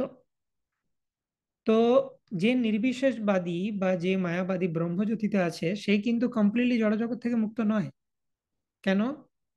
শ্রীমদ্ ভাগবতে বর্ণনা করা হচ্ছে যে আরুহ্য কৃচ্ছেন পরম পদম তথা পতন্তি অধো অনাদৃত যুষ্মদঙ্গ্রয়। হুম, তো অনেক কষ্ট করে কেউ ব্রহ্মজ্যোতিতে পৌঁছাতে পারে জ্ঞান মার্গের অনুশীলন করার মাধ্যমে, কিন্তু সেখানে সে বেশিক্ষণ থাকতে পারবে না। যদি সে ভক্তি না করে সে আবার পতিত হবে জড় জগতে। তো নির্বিশেষবাদী বা মায়াবাদী যারা, তারা যদি জ্ঞান মার্গ অনুশীলন করে ব্রহ্মজ্যোতিতেও চলে যান, অতিরিক্ত কৃষ্ণকে যদি ব্লাসফেম করে সে নরকেও যেতে পারে। কিন্তু নির্বিশেষবাদীরা যারা জ্ঞান মার্গ অনুশীলন করছেন, তারা ব্রহ্মজ্যোতি পর্যন্ত পৌঁছাতে পারেন, কিন্তু তাদের আবার ডাউনফল হয় জড়জগতে। তো পার্মানেন্ট পজিশন স্টার্ট হচ্ছে শান্তরতি থেকে। ক্লিয়ার? তো শান্তরতি মানে সে নিজের স্বরূপ বুঝতে পেরেছে, জড় জগৎ থেকে কমপ্লিটলি সে মুক্ত। তাকে আর ফিরে আসতে হবে না, এবং কৃষ্ণের প্রতি নিষ্ঠা, এগুলো হচ্ছে শান্তর সিমটম। এবার এগুলোর কোটেশন দেওয়া হচ্ছে। তো এটা ভক্তি রসামৃত সিন্ধুতে রূপ গোস্বামী বলছেন, সমো মন্নিষ্ঠতা বুদ্ধের ইতি শ্রী ভগবদ বচা, তন্নিষ্ঠা দুর্ঘটা বুদ্ধের এতম শান্তি রতিম বিনা। পরমেশ্বর ভগবান বলেন, কারোর বুদ্ধি যখন সম্পূর্ণরূপে আমার শ্রী পাদপদ্মের প্রতি আসক্ত হয়, অথচ আমার সেবা সম্পাদন করে না, তখন সে শান্তরতি বা সমস্তর প্রাপ্ত হয়। শান্তরতি বিনা শ্রীকৃষ্ণের প্রতি নিষ্ঠাপরায়ণ হওয়া সম্ভব নয়। তো শান্তরতির সিমটম ভগবান নিজে উদ্ধবকে এক্সপ্লেন করেছেন শ্রীমদ্ ভাগবতমে। কি বলছেন ভগবান? কারুর বুদ্ধি যখন সম্পূর্ণরূপে আমার পাদপদ্মের প্রতি আসক্ত হয়, শান্ত রতির ভক্ত is always meditating on the lotus feet of Krishna, অথচ আমার সেবা সম্পাদন করে না। সে কিন্তু আমার সেবা করছে না, ডাইরেক্ট সেবা করলে দাস্য হয়ে গেল, কিন্তু ভগবানের প্রতি অ্যাটাচমেন্ট রয়েছে, ভগবানের কথা সবসময় চিন্তা করছে। ঠিক আছে, সেটা হচ্ছে শান্ত স্তর। তো রূপ গোস্বামী ভক্তি রসামৃত সিন্ধুতে বলেছেন যে ভগবান উদ্ধব গীতাতে বলেছেন এটা, সেইটা রূপ গোস্বামী বলেছেন, সম মান্নিষ্ঠতা বুদ্ধের ইতি শ্রী ভগবত বচহা। এইরকম ভগবান বলেছেন শ্রীমদ ভাগবতম। এরপর ভগবান অ্যাকচুয়ালি শ্রীমদ ভাগবতমে কি বলেছেন সেইটা কোট করা হচ্ছে শ্রীমদ ভাগবতম থেকে। সমমন্নিষ্ঠতা বুদ্ধের দম ইন্দ্রিয় সংযম তিতিক্ষা দুঃখ সম্মর্ষ জিহ্বাপস্থ জয়ো ধৃতি। তো ভগবান ডিফাইন করেছে সম, দম, তিতিক্ষা এবং ধৃতি, চারটে টার্মকে। তো সম বা শান্তরস হচ্ছে কৃষ্ণের প্রতি নিষ্ঠা, দম মানে হচ্ছে ইন্দ্রিয় সংযম, ভগবানের সেবা থেকে বিচ্যুত না হওয়া, তিতিক্ষা মানে হচ্ছে দুঃখ সহ্য করা, আর ধৃতি মানে হচ্ছে জিহ্বা এবং উপস্থের বেগকে দমন করা।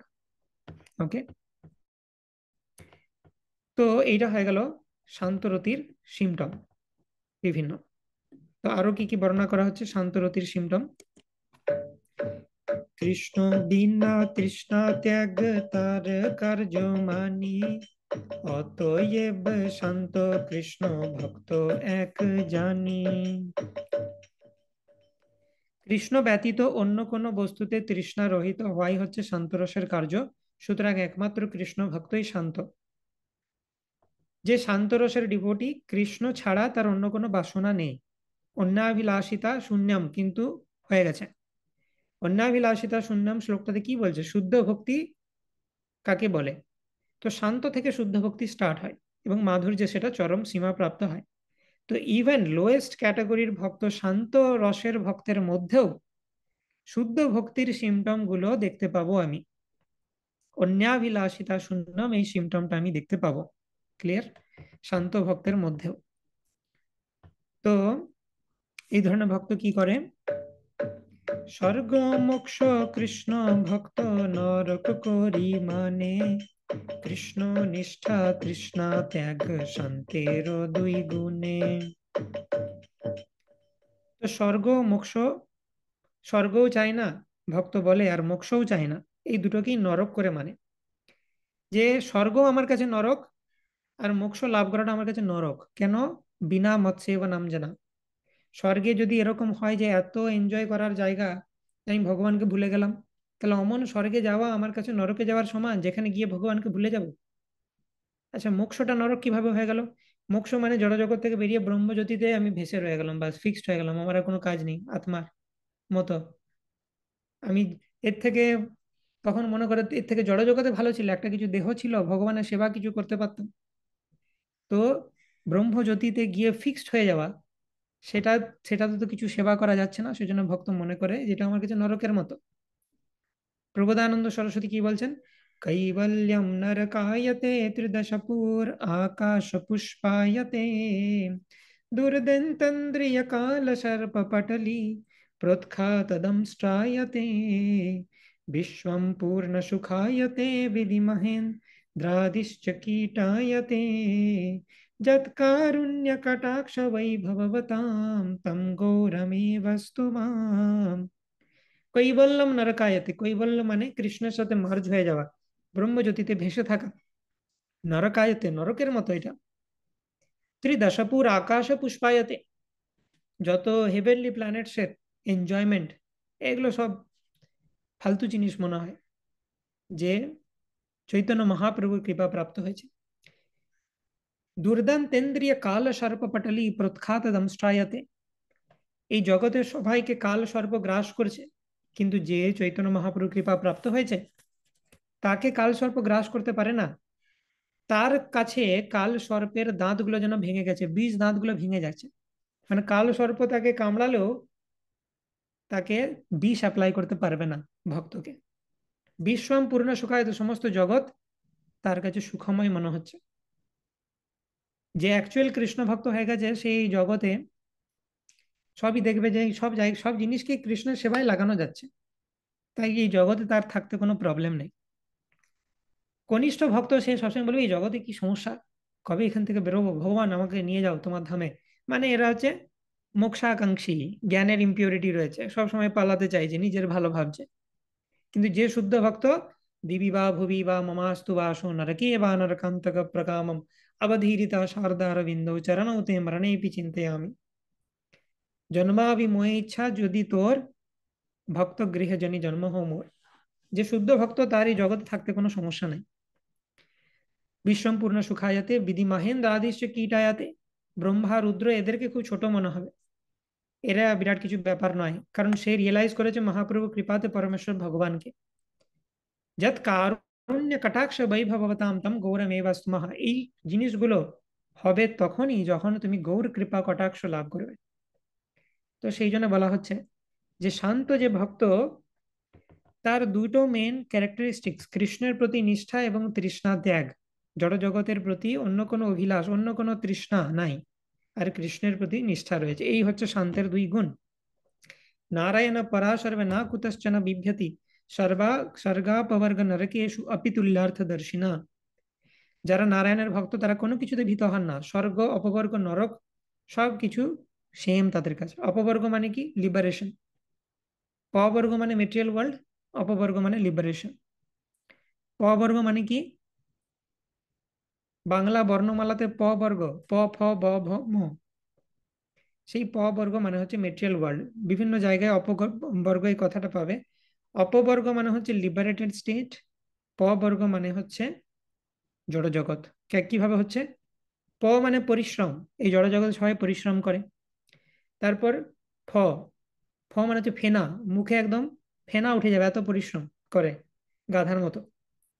তারপর ব মানে হচ্ছে ব্যর্থতা, এত পরিশ্রম করে ব্যর্থ হয়, কি কিসে ব্যর্থ হয়? আনন্দ উপভোগ করতে, কারণ আনন্দ নাই তো। পুকুরের পাড়ে আম গাছ, আমের ছায়া, সে তুমি যতই পরিশ্রম করে আম কি খুঁজো আম পাবে? তো সেই জন্য প ফ, পরিশ্রম করে মুখে ফেনা তুলে সে পায় ব্যর্থতা, প ফ ব। তারপরে আসে ভয়, এত ব্যর্থতা আসার পর ভয় হয় তার, মরে গেলে কি হবে, আমি যদি মারা যাই, আমি যদি ভোগ করতে না পারি, এত সম্পদ অ্যাকিমুলেট করলাম, আমাকে এই জগৎ থেকে চলে যেতে হবে, এই ভয় হয়। এবং লাস্টে সেই ভয়টা রিয়েলিটিতে পরিণত হয় ম ফর মৃত্যু। তো এই হচ্ছে জড়জগৎ, পরিশ্রম, ফেনা, ব্যর্থতা এবং ভয় আর মৃত্যু, সেটা হচ্ছে জড়জগৎ। অপবর্গ মানে যেখানে এই সমস্ত কিছু নাই, সেটা হচ্ছে স্পিরিচুয়াল ওয়ার্ল্ড। মানে স্পিরিচুয়াল ওয়ার্ল্ড নয়, অপবর্গ মানে জড়জগৎ থেকে বেরোনো। এইখানে বোঝানো হচ্ছে অপবর্গ মানে ব্রহ্মজ্যোতি। তো ভক্তকে স্বর্গেই রাখো, ব্রহ্মজ্যোতিতে রাখো, আর নরকে রাখো, হ্যাঁ, তো সেই সবকিছু যদি ভগবান চাই আমি সেখানে থাকতে পারি। হুম। তো ইয়েস, ভক্ত যখন চাইছে থাকতে, এখানে অপবর্গ মানে স্পিরিচুয়াল ওয়ার্ল্ড বেসিক্যালি। কারণ ভক্ত বলবে আমি নরকে থাকতেও রাজি আছি, কিন্তু আমি ব্রহ্মজ্যোতিতে থাকতে চাই না। এবং ভগবানও কখনো ভক্তকে ব্রহ্মজ্যোতিতে রাখতে চান না। ঠিক আছে। তো শান্তরতির সিমটম গুলো আমরা একবার দেখে নিই। তো শান্তরতির সিমটম দেখো এখানে লিখতে পারো এবং স্ক্রিনশটও নিয়ে নিতে পারো। তো প্রথম সিমটম আমরা যেটা দেখলাম, কৃষ্ণের প্রতি নিষ্ঠা এবং তৃষ্ণা ত্যাগ, মানে নো মেটেরিয়াল ডিজায়ার্স। অন্যাভিলাষিতা, যেটা অন্য অভিলাষ, সেই জিনিস সেম এজ কৃষ্ণ তৃষ্ণা ত্যাগ। আর কি? মমতা গন্ধহীন, এটা আমরা দেখব পরে। কৃষ্ণ পরমাত্মা জ্ঞান। আর কি কি দেখলাম যে স্বরূপ সিদ্ধি, মন্ডিয়ালে হ্যাঁ স্বরূপ সিদ্ধি রয়েছে, নিজেকে রিয়েলাইজ করে। আর কি রয়েছে শান্তের সিমটম?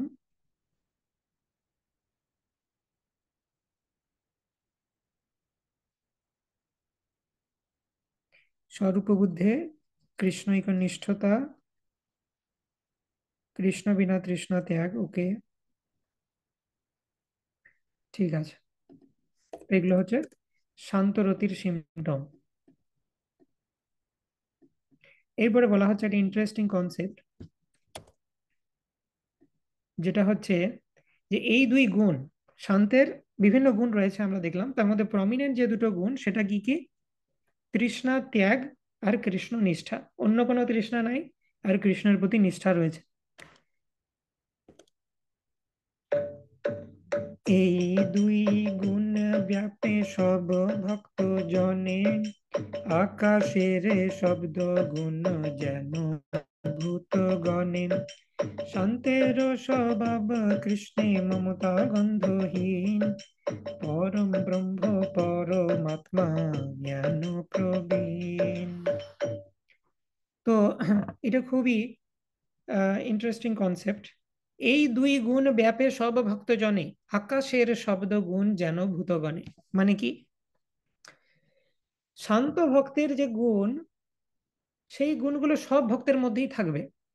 মানে কেউ যদি দাস্যের ভক্ত হয় তার মধ্যে শান্তের গুণ থাকবে, কেউ যদি সখ্যের ভক্ত হয় তার মধ্যে শান্ত দাস্য দুইয়ের গুণ থাকবে, কেউ যদি বাৎসল্যের ভক্ত হয় শান্ত দাস্য সখ্য তিনের গুণ থাকবে, মাধুর্য ভক্ত হলে শান্ত দাস্য সখ্য বাৎসল্য মাধুর্য পাঁচটা গুণই থাকবে তার। ক্লিয়ার? তো সেই জন্য বলছে যেহেতু শান্ত হচ্ছে লোয়েস্ট ক্যাটেগরি অফ ডিভোটি, তাহলে এর যে গুণগুলো আছে, দুটো গুণ কৃষ্ণ নিষ্ঠা তৃষ্ণা ত্যাগ, এইটা সব ভক্তদেরই থাকবে। আকাশের শব্দ গুণে যেন ভূতগণে, এটার মানে কি? এটা খুব ইন্টারেস্টিং, পঞ্চমহাভূতের সাথে তুলনা করা হচ্ছে। পঞ্চমহাভূতের সাথে তুলনা করা হচ্ছে কিভাবে সেটা এখানে দেখতে পাচ্ছি। আমরা জানি পঞ্চমহাভূত কি কি? ক্ষিতি অপ তেজ মরুত ব্যোম, বা আর্থ ওয়াটার ফায়ার এয়ার ইথার, ভূমি অপ অনল বায়ু খম। সেম জিনিস। সোজা কথা বলতে গেলে মাটি জল আগুন বায়ু আকাশ। ওকে। তো গ্রস থেকে সাটল, আর্থ বা মাটি হচ্ছে সব থেকে গ্রস, সব থেকে স্থূল। যত উপরে যাচ্ছি তত সূক্ষ্ম হচ্ছে। তো সূক্ষ্ম বা স্থূল কোন হিসাবে হয়? যার মধ্যে যত বেশি গুণ থাকে সে তত স্থূল, মোটা। আর যার মধ্যে যত কম গুণ থাকে সে তত সূক্ষ্ম। কারণ এই গুণগুলো হচ্ছে বেসিক্যালি তন্মাত্র। যত বেশি গুণ থাকবে তত বেশি ইন্দ্রিয় দিয়ে তুমি তাকে ধরতে পারবে। জেনারেলি সূক্ষ্ম আর স্থূলের কনসেপ্ট কি? স্থূল মানে হচ্ছে মোটা, আর সূক্ষ্ম মানে হচ্ছে, সূক্ষ্ম মানে আমরা জানি পাতলা সরু। হ্যাঁ ধরো, কিভাবে বোঝাবো, যে ধরো একটা বড় উল্কা পিণ্ড পড়ছে, তুমি খালি চোখে দেখতে পাবে এত বড় একটা উল্কা পড়ছে, অবশ্যই দেখতে পাবো, তো সেটা হচ্ছে গ্রস স্থূল। কিন্তু বাতাসের মধ্যে যে ডাস্ট পার্টিকেল আছে তুমি কি সেগুলোকে দেখতে পাচ্ছ? দেখতে পাচ্ছি না, কারণ সেগুলো সূক্ষ্ম, সাইজে খুব ছোট, সে কারণে দেখতে পাচ্ছি না। তার মানে কি? আমি আমার ইন্দ্রিয় দিয়ে, চোখ কান নাক, হ্যাঁ জিহ্বা ত্বক চক্ষু কর্ণ নাসিকা জিহ্বা ত্বক ইত্যাদি দিয়ে আমি যে জিনিসটাকে বেশি ধরতে পারবো সেটা তত বেশি স্থূল। আর ইন্দ্রিয় দিয়ে যাকে ধরা যায় না সে হচ্ছে সূক্ষ্ম। ক্লিয়ার? ভালো করে বোঝো এই কনসেপ্টটা। ডাউট থাকলে কোয়েশ্চেন জিজ্ঞেস করবে, আমি দাঁড়াবো এটার পর। তো ইথার মানে আকাশ, মাটি জল আগুন বায়ু আকাশ, এগুলোর মধ্যে বিভিন্ন এক সেকেন্ড, তো এগুলোর মধ্যে বিভিন্ন কোয়ালিটিস রয়েছে, এখানে ইন্দ্রিয়গুলো দেওয়া আছে, আমি কোয়ালিটিস গুলো লিখে দিই, তন্মাত্র যেগুলো। তো তন্মাত্রার কনসেপ্ট আলোচনা করেছি আমরা গোলকাচার সেমিনারে, আমি এক্সাক্ট রিপিট করব না। স্টিল তন্মাত্রগুলো আমরা লিখি। প্রথমে হচ্ছে আকাশ বা ইথার, তার কোয়ালিটি বা তন্মাত্রা হচ্ছে sound. Sound, touch, form, test, smell. তো এটা থাকলো সাউন্ড।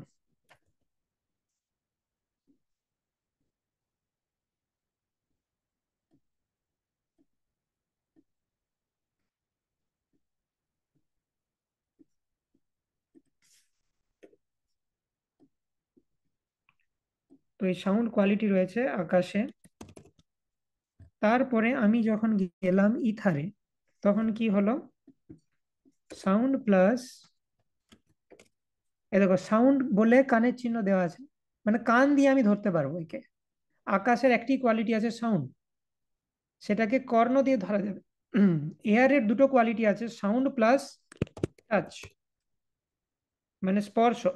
শব্দ, স্পর্শ। শব্দ, স্পর্শ, রূপ, রস, গন্ধ রয়েছে না? সেম জিনিস, sound, touch, form, test, smell. তো বাতাসকে আমি দুভাবে রিয়েলাইজ করতে পারি। বাতাসের শব্দ শুনতে পারি, এবং বাতাস যখন বয়ে যায় আমি গায়ে সেটা অনুভব করতে পারবো যে জোরে বাতাস দিচ্ছে, ত্বক দিয়ে। যেহেতু এর মধ্যে দুটো কোয়ালিটি আছে, সাউন্ড এবং টাচ। আকাশের মধ্যে সাউন্ড আছে কি, আমি আকাশের মধ্যে দিয়ে যে, এটা বোঝা একটু ডিফিকাল্ট। আকাশের কোয়ালিটি হচ্ছে সাউন্ড। তো আকাশ মানে এরকম নয় যে নর্মাল যেটাকে আমরা আকাশ রূপে ভাবছি। তো এটা একটু হাইপোথেটিক্যাল ব্যাপার, যে আকাশের কোয়ালিটি সাউন্ড রয়েছে এবং আকাশকে রিয়েলাইজ করা যায় অনলি থ্রু সাউন্ড, শব্দের মাধ্যমে বা নাদের মাধ্যমে। ঠিক আছে, কারণ শব্দকে মানা হয় এটা হচ্ছে মোস্ট স্যাটেল জিনিস, সেটার থেকেই সমস্ত ব্রহ্মাণ্ডের সৃষ্টি হয়েছে। তো শব্দ থেকে প্রথম যেটা আসে সেটা হচ্ছে আকাশ। ওকে, তো এটা রিয়েলাইজ করা একটু ডিফিকাল্ট কারণ এটা সূক্ষ্ম। বাট এয়ারের থেকে আমরা রিয়েলাইজ করতে পারি, এয়ারের দুটো যে কোয়ালিটি রয়েছে, সাউন্ড এবং টাচ, সেই দুটো জিনিস আমরা বুঝতে পারি।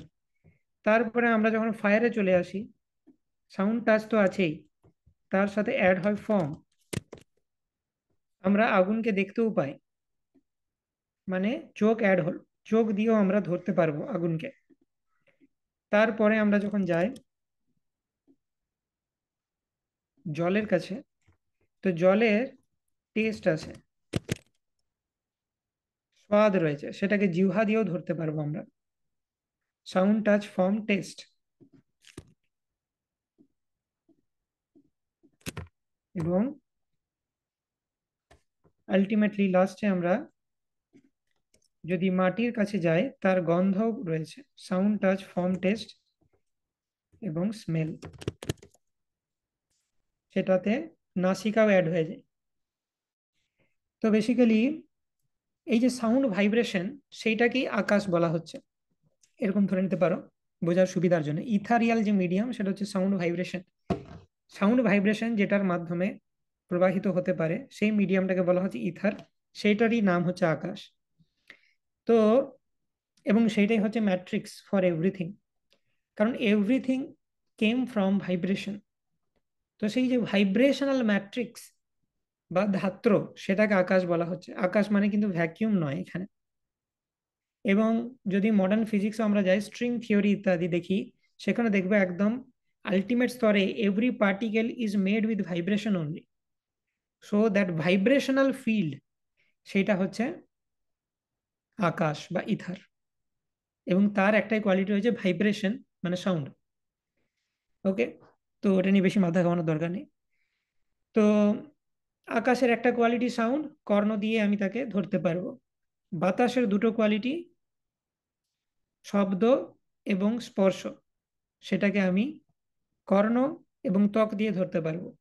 অগ্নির তিনটে কোয়ালিটি, শব্দ, স্পর্শ, রূপ, কর্ণ দিয়ে, ত্বক দিয়ে এবং চক্ষু দিয়ে আমরা ধরতে পারবো। অর্থাৎ জলের কোয়ালিটি হচ্ছে শব্দ, স্পর্শ, রূপ, রস। কারণ জলের যে স্বাদ আছে সেটাকে জিহ্বা দিয়ে ধরতে পারবো। শব্দ, স্পর্শ, রূপ, রস, গন্ধ, এই পাঁচটাই রয়েছে মাটির মধ্যে। সেই জন্যে কর্ণ, ত্বক, চক্ষু, জিহ্বা, নাসিকা, পাঁচটা দিয়ে ধরতে পারবো। তো ঠিক এইভাবে যেরকম আকাশের কোয়ালিটি সাউন্ড, সেটা বাতাসের মধ্যে রয়েছে। বাতাসের কোয়ালিটি রয়েছে অগ্নির মধ্যে, অগ্নির কোয়ালিটি রয়েছে জলের মধ্যে, জলের কোয়ালিটি রয়েছে মাটির মধ্যে। ঠিক সেরকম ভাবেই শান্তের কোয়ালিটি রয়েছে দাস্যের মধ্যে, দাস্যের রয়েছে সাক্ষ্যের মধ্যে, সাক্ষ্যের রয়েছে বাৎসল্যের মধ্যে, বাৎসল্যের রয়েছে মাধুর্যের মধ্যে। Is this concept clear? Any doubt regarding this? এটা নিয়ে কোনো ডাউট থাকলে জিজ্ঞেস করতে পারো। এই কনসেপ্টটা ক্লিয়ার হলে আমরা বাকি যে সিমটম গুলো সেগুলো কমপ্লিট করব। ওকে, ক্লিয়ার আশা করি। ঠিক আছে, প্রশ্ন থাকলে রেজ হ্যান্ড করবে। তো শান্ত রতির আমরা কোয়ালিটি দেখে নিলাম। শান্তের স্বভাব কৃষ্ণে মমতা গন্ধহীন, মানে কৃষ্ণের প্রতি সে কিন্তু ইন্টিমেট নয় বেশি। দাস্য সাক্ষ্য বাৎসল্য মাধুর্য এগুলোতে ইন্টিমেসি রয়েছে। মমতা গন্ধহীন মানে কৃষ্ণের প্রতি তার ইন্টিমেসি নেই। আর সে কৃষ্ণকে পরম ব্রহ্ম পরমাত্মা, পরম ব্রহ্ম মানে মানে পরমেশ্বর সুপ্রিম, পরমাত্মা মানে সে সব জায়গায় বিস্তৃত, এই রূপে দেখে শান্ত ভক্ত কৃষ্ণকে। ঠিক আছে, তো এটা হয়ে গেল শান্ত। আর কি, কেবল স্বরূপ জ্ঞান হয় শান্ত রসে, পূর্ণ ঐশ্বর্য প্রভু জ্ঞান অধিক হয় দাস্যে। মানে শান্ত রসে কি হয়, কেবল স্বরূপ জ্ঞান হয়, আমি নিজেকে ভালো করে বুঝতে পারি যে আমি কৃষ্ণের অংশ, কিন্তু কৃষ্ণকে পূর্ণরূপে বোঝা যায় না শান্ততে। যতক্ষণ না ডাইরেক্টলি তুমি কৃষ্ণকে সেবা করবে, কৃষ্ণকে বোঝা যাবে না পূর্ণরূপে। তো শান্ত ভক্তের নিজের আন্ডারস্ট্যান্ডিংটা ভালো যে আমি কৃষ্ণের অংশ, কিন্তু কৃষ্ণকে পূর্ণরূপে সে জানতে পারে না, কারণ সে কৃষ্ণকে সেবা করে না। ক্লিয়ার? তো পূর্ণ ঐশ্বর্য প্রভু জ্ঞান অধিক হয় দাসে, যখন কেউ দাস হয় তখন সে যেহেতু কৃষ্ণকে সেবা করে, কৃষ্ণকে অধিক চিনতে পারে সে। ভালো করে বোঝো, এই কনসেপ্টগুলো খুব ইম্পর্টেন্ট। ইয়েস আনন্দিতা মাতাজি। হরে কৃষ্ণ প্রভু, প্রণাম। হরে কৃষ্ণ। হ্যাঁ প্রভু, আমার প্রশ্ন ছিল যে মানে এই যে ভগবানের প্রতি ধ্যান করা বা মানে একটা ধ্যানম ছিল যেখানে ভগবানের বিভিন্ন অঙ্গের প্রতি মেডিটেট করার একটা মানে একটা পুরো ছিল। তো প্রভু ওইটা কোন রসের কথা বলা হচ্ছে? না দেখো, ব্যাপারটা হচ্ছে একই অ্যাক্টিভিটি পঞ্চরসের ভক্তই করতে পারে। শান্তরসের ভক্তও ধ্যান করতে পারে, দাস্যের ভক্তও ধ্যান করতে পারে, সখ্যও করতে পারে, বাৎসল্যও করতে পারে, মাধুর্যও করতে পারে। তো ওইটা পার্টিকুলারলি কোনো রসের অন্তর্গত নয়। ডিপেন্ডিং অন কোন রসের ভক্ত সেই ধ্যানটা করছে, সে সেই রকম ভাবে ধ্যান করবে। তা আমি যদি শুধুই ধ্যান করি আর কোনো সেবা না করি, তাহলে সেটা শান্তরসের। আর যদি আমি ধ্যান করলাম এবং আমি ধ্যান করে এবার কেউ ভাবতে পারে যে কৃষ্ণের চরণ যুগলের ধ্যান করছে, সে ভাবতে পারে কিভাবে আমি সুন্দর ফুলের মালা দিয়ে সেই চরণ যুগলকে সাজাবো, তখনই সেটা সার্ভিস মেন্টালিটি হয়ে গেল। তো এটা ডিপেন্ড করে ভক্তের তারতম্য অনুসারে। ওকে, হ্যাঁ প্রভু, বুঝতে পেরেছি। তো এটা হয়তো একটু টাইম লাগবে আজকে। তো একটু লং হবে, আধ ঘন্টা, কিন্তু এটা আজকে আমরা কমপ্লিট করতে চাই। কারণ না হলে এটা খুব বেশি নেই, শুধু 5টা রসের বিভিন্ন সিমটম আলোচনা করা আছে। তারপর মহাপ্রভু রূপ গোস্বামীকে বলবেন এই যে জ্ঞান আমি দিলাম সেটাকে এক্সপান্ড করো তুমি, ব্যাস। তারপরে রূপশিক্ষা কমপ্লিট হয়ে যাবে। তো কেবল স্বরূপ জ্ঞান হয় শান্ত রসে, পূর্ণ ঐশ্বর্য প্রভু জ্ঞান অধিক হয় দাসে। কৃষ্ণকে যখন কেউ সেবা করে দাস্য রসে, তখন সে কৃষ্ণকে বেটার বুঝতে পারে।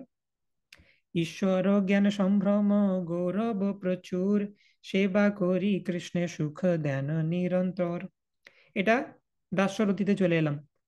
দাস্যরসে কি হয়, ভগবানকে পরমেশ্বর বলে উপলব্ধি হয়, মানে ভগবানকে ভালো করে বুঝতে পারলো সে দাস্যরসে। সেই অনুভূতিতে প্রচুর পরিমাণে সম্ভব এবং গৌরব থাকে। শান্ত রসের থেকে ইন্টিমেট হলো, কিন্তু তবুও এখনো যথেষ্ট সম্ভ্রম এবং গৌরব, অ্যান্ড রেফারেন্স আছে দাস্য ভক্তের ভগবানের প্রতি। দাস্য রসের ভক্ত নিরন্তর কৃষ্ণ সেবা করে কৃষ্ণকে সুখ দান করেন। হলো, শান্তের গুণ দাস্যে আছে অধিক সেবন, অতএব দাস্য রসের এই দুই গুণ। তো শান্তের যে গুণ সেগুলো দাস্যে আছে। অধিক কি, এক্সট্রা কি রয়েছে, দাস্যরসের ভক্ত সেবা করে, সেবা করার যে বিষয়টা সেটা দাস্যের এক্সট্রা। অতএব দাস্যরসের এই দুই গুণ। এখন তোমরা বলতে পারো যে প্রভু শান্ততে দেখলাম আমরা 2 গুণ, দাস্যে এক্সট্রা একটা যোগ হলো, তাহলে দাস্যে কি 3 গুণ হওয়া উচিত ছিল না? নো, এখানে কৃষ্ণদাস কবিরাজ গোস্বামী বলতে চাইছেন শান্তের গুণ সেটাকে একটা গ্রুপ হিসাবে বলছেন, শান্তের গুণ। শান্তের গুণ প্লাস সেবন, এই দুই গুণ দাস্যে রয়েছে। এবারে শান্তের গুণ একটা প্যাকেজ, তার মধ্যে বহু জিনিস রয়েছে। তার মধ্যে কি কি রয়েছে স্ক্রিনশট নিয়ে নাও। শান্তের গুণ কৃষ্ণ নিষ্ঠা রয়েছে, তৃষ্ণা ত্যাগ রয়েছে, মমতা গন্ধহীন রয়েছে, কৃষ্ণকে পরম ব্রহ্ম পরমাত্মা জ্ঞান রয়েছে, স্বরূপ সিদ্ধি রয়েছে। এগুলো সব শান্তের গুণ। এগুলো কম্বাইন একটা প্যাকেটের মতো তিনি কল্পনা করেছেন। সেটা হলো একটা গুণ, প্লাস সেবন দাস্যে, সেটা হলো দাস্যের গুণ। সেই জন্য দাস্যে দুটো গুণ। ওকে, স্ক্রিনশট নিয়ে নাও।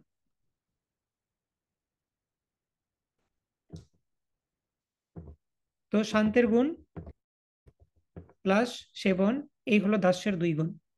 শান্তের গুণ দাস্যের সেবন সখ্যে দুই হয়, দাস্যের সম্ভ্রম গৌরব সেবা সখ্যে বিশ্বাসময়। তো শান্তের গুণ আর দাস্যের সেবন সখ্যে দুই হয়, মানে সখাতে সাক্ষরসে এই দুটোই আছে। শান্তের যা যা গুণ আছে সেগুলো তো আছেই, প্লাস দাস্যের যে সেবা করার গুণটি সেটিও রয়েছে। হলো, কিন্তু সখ্যতে তাহলে নতুন কি হল? নতুন চেঞ্জটা কি না, দাস্যতে যেটা সম্ভ্রম গৌরব ছিল, অ এন রেভারেন্স, মাই মাস্টার আমার প্রভু, সেইভাবে সেবা করতো দাস, সেই ভাবটা চেঞ্জ হয়ে গিয়ে বিশ্বাস হয়ে গেল। বিশ্বাস মানে হচ্ছে কনফিডেন্স। মনে আছে সেই যে মহাপ্রভু যখন ক্রস করছিলেন, সেই মুসলিম জবন তার বিশ্বাসকে পাঠিয়েছিলেন অমাত্যকে, মানে যার সাথে যার উপর তার কনফিডেন্স রয়েছে তাকে বলে বিশ্বাস। তো বিশ্বাস মানে কনফিডেন্সিয়ালিটি, কৃষ্ণের সাথে ইন্টিমেসি একটু বেড়ে গেল দাসের এই সাক্ষ্যতে। তো শান্তের গুণ রয়েছে, দাস্যের সেবন রয়েছে, এই দুটো সখ্যে রয়েছে। তা সখ্যে নতুন কি হলো না, দাস্যের যেটা সম্ভ্রম গৌরব গুণ ছিল সেইটা সখ্য যখন এলো, ট্রান্সফর্ম হয়ে গেল বিশ্বাসে বা ইন্টিমেসিতে। ইন্টিমেসি মানে মমতা গন্ধযুক্ত হয়ে গেল সেটা। ক্লিয়ার? তাহলে সখ্যতে এক্সট্রা কি হলো, ইন্টিমেসি। সেই ইন্টিমেসিটা কিরকম? কান্ধে চড়াই করে ক্রীড়ারম, কৃষ্ণে সেবে কৃষ্ণে করাই আপন সেবন। কিরকম ইন্টিমেসি হয়ে গেল না, কখনো কৃষ্ণ তাদের কাঁধে চড়ে, কখনো আহ কৃষ্ণ তাদেরকে কাঁধে চড়ায় নিজের, কৃষ্ণ কখনো তাদেরকে সেবা করে, কখনো তারা কৃষ্ণকে সেবা করে। এইভাবে এটা হয়ে গেল ইন্টিমেসি, মোর ইন্টিমেসি সখ্য রসে। বিশ্বম্ভ প্রধান সখ্য গৌরব সম্ভ্রমহীন, অতএব সখ্য রসের তিন গুণ চিন। সখ্য রস বিশ্বম্ভ প্রধান, তাই তাদের গৌরব সম্ভ্রম নেই। বিশ্বম্ভ মানে কি, মানে সম্ভ্রম যেখানে নেই সেটাকে বিশ্বম্ভ বলা হয়, তাই সেখানে গৌরব সম্ভ্রম নাই। অতএব সখ্য রসের তিনটি গুণ। তিনটি গুণ কি কি হলো? শান্তের গুণ প্লাস দাস্যের গুণ প্লাস সখ্যের গুণ। এবার এগুলো এক একটা প্যাকেট। শান্তের গুণের মধ্যে বহু গুণ রয়েছে, দাস্যের মধ্যে বহু রয়েছে, সখ্যের মধ্যে বহু রয়েছে। মমতা অধিক কৃষ্ণে আত্ম সম জ্ঞান, অতএব সাক্ষ্য রসের বশ ভগবান। সাক্ষ্য রসের কোয়ালিটি কি? মমতা অধিক, মোর ইন্টিমেসি। আরেকটা নতুন কোয়ালিটি বলা হচ্ছে সাক্ষ্যের, সেটা কি? আত্ম সমজ্ঞান। সাক্ষ্য রসের ভক্ত সে নিজেকে কৃষ্ণের সমান মনে করে। দাস্য সবসময় মনে করে আমি প্রভু আর আমি অনেক নিচু, তো আমি প্রভুকে সেবা করেছি। সখ্য সেবা করে কৃষ্ণকে, কিন্তু নিজেকে সমান মনে করে। ঠিক আছে, এরপরে বাৎসল্যে যাচ্ছে, তার আগে এই তিনটে আমরা দেখে নিই। তো শান্ততে আমরা দেখেছি, দাস্যতে কি দেখলাম? পূর্ণ ঐশ্বর্য প্রভুর জ্ঞান, সেটা দাস্যতে হয়, প্রভুকে আর একটু বেটার বুঝতে পারে। এবং তিনি যে পরমেশ্বর ভগবান ঈশ্বর জ্ঞান, সেটা হয় সম্ভ্রম এবং গৌরব সহকারে প্রচুর পরিমাণে সেবা করে সে ভগবানকে দাস্যে। আর এর পাশাপাশি শান্তের কোয়ালিটিস রয়েছে। তো এটা হলো দাস্যের গুণাবলী। স্ক্রিনশট নিয়ে নাও, নেওয়া আছে? ওকে। তো এটা হয়ে গেলো দাস্যের কোয়ালিটি। সাক্ষ্যের কোয়ালিটি কি? আমি তো প্রভু প্রভু স্ক্রিনটা দেখতে পাওয়া যাচ্ছে ইয়েস, না। ওকে। ও গুগল মিট, রাইট, ওকে, সরি। হ্যাঁ, তো শান্ত দাস্য ডিসপ্লে হচ্ছে এখন স্ক্রিনে।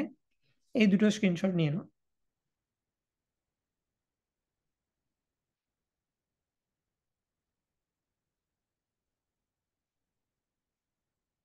ওকে,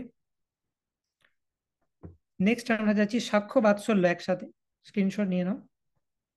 তো এইখানে বর্ণনা করা হচ্ছে সাক্ষ্যতে কি আছে, সম্ভ্রম এবং গৌরব। সম্ভ্রম আর গৌরব।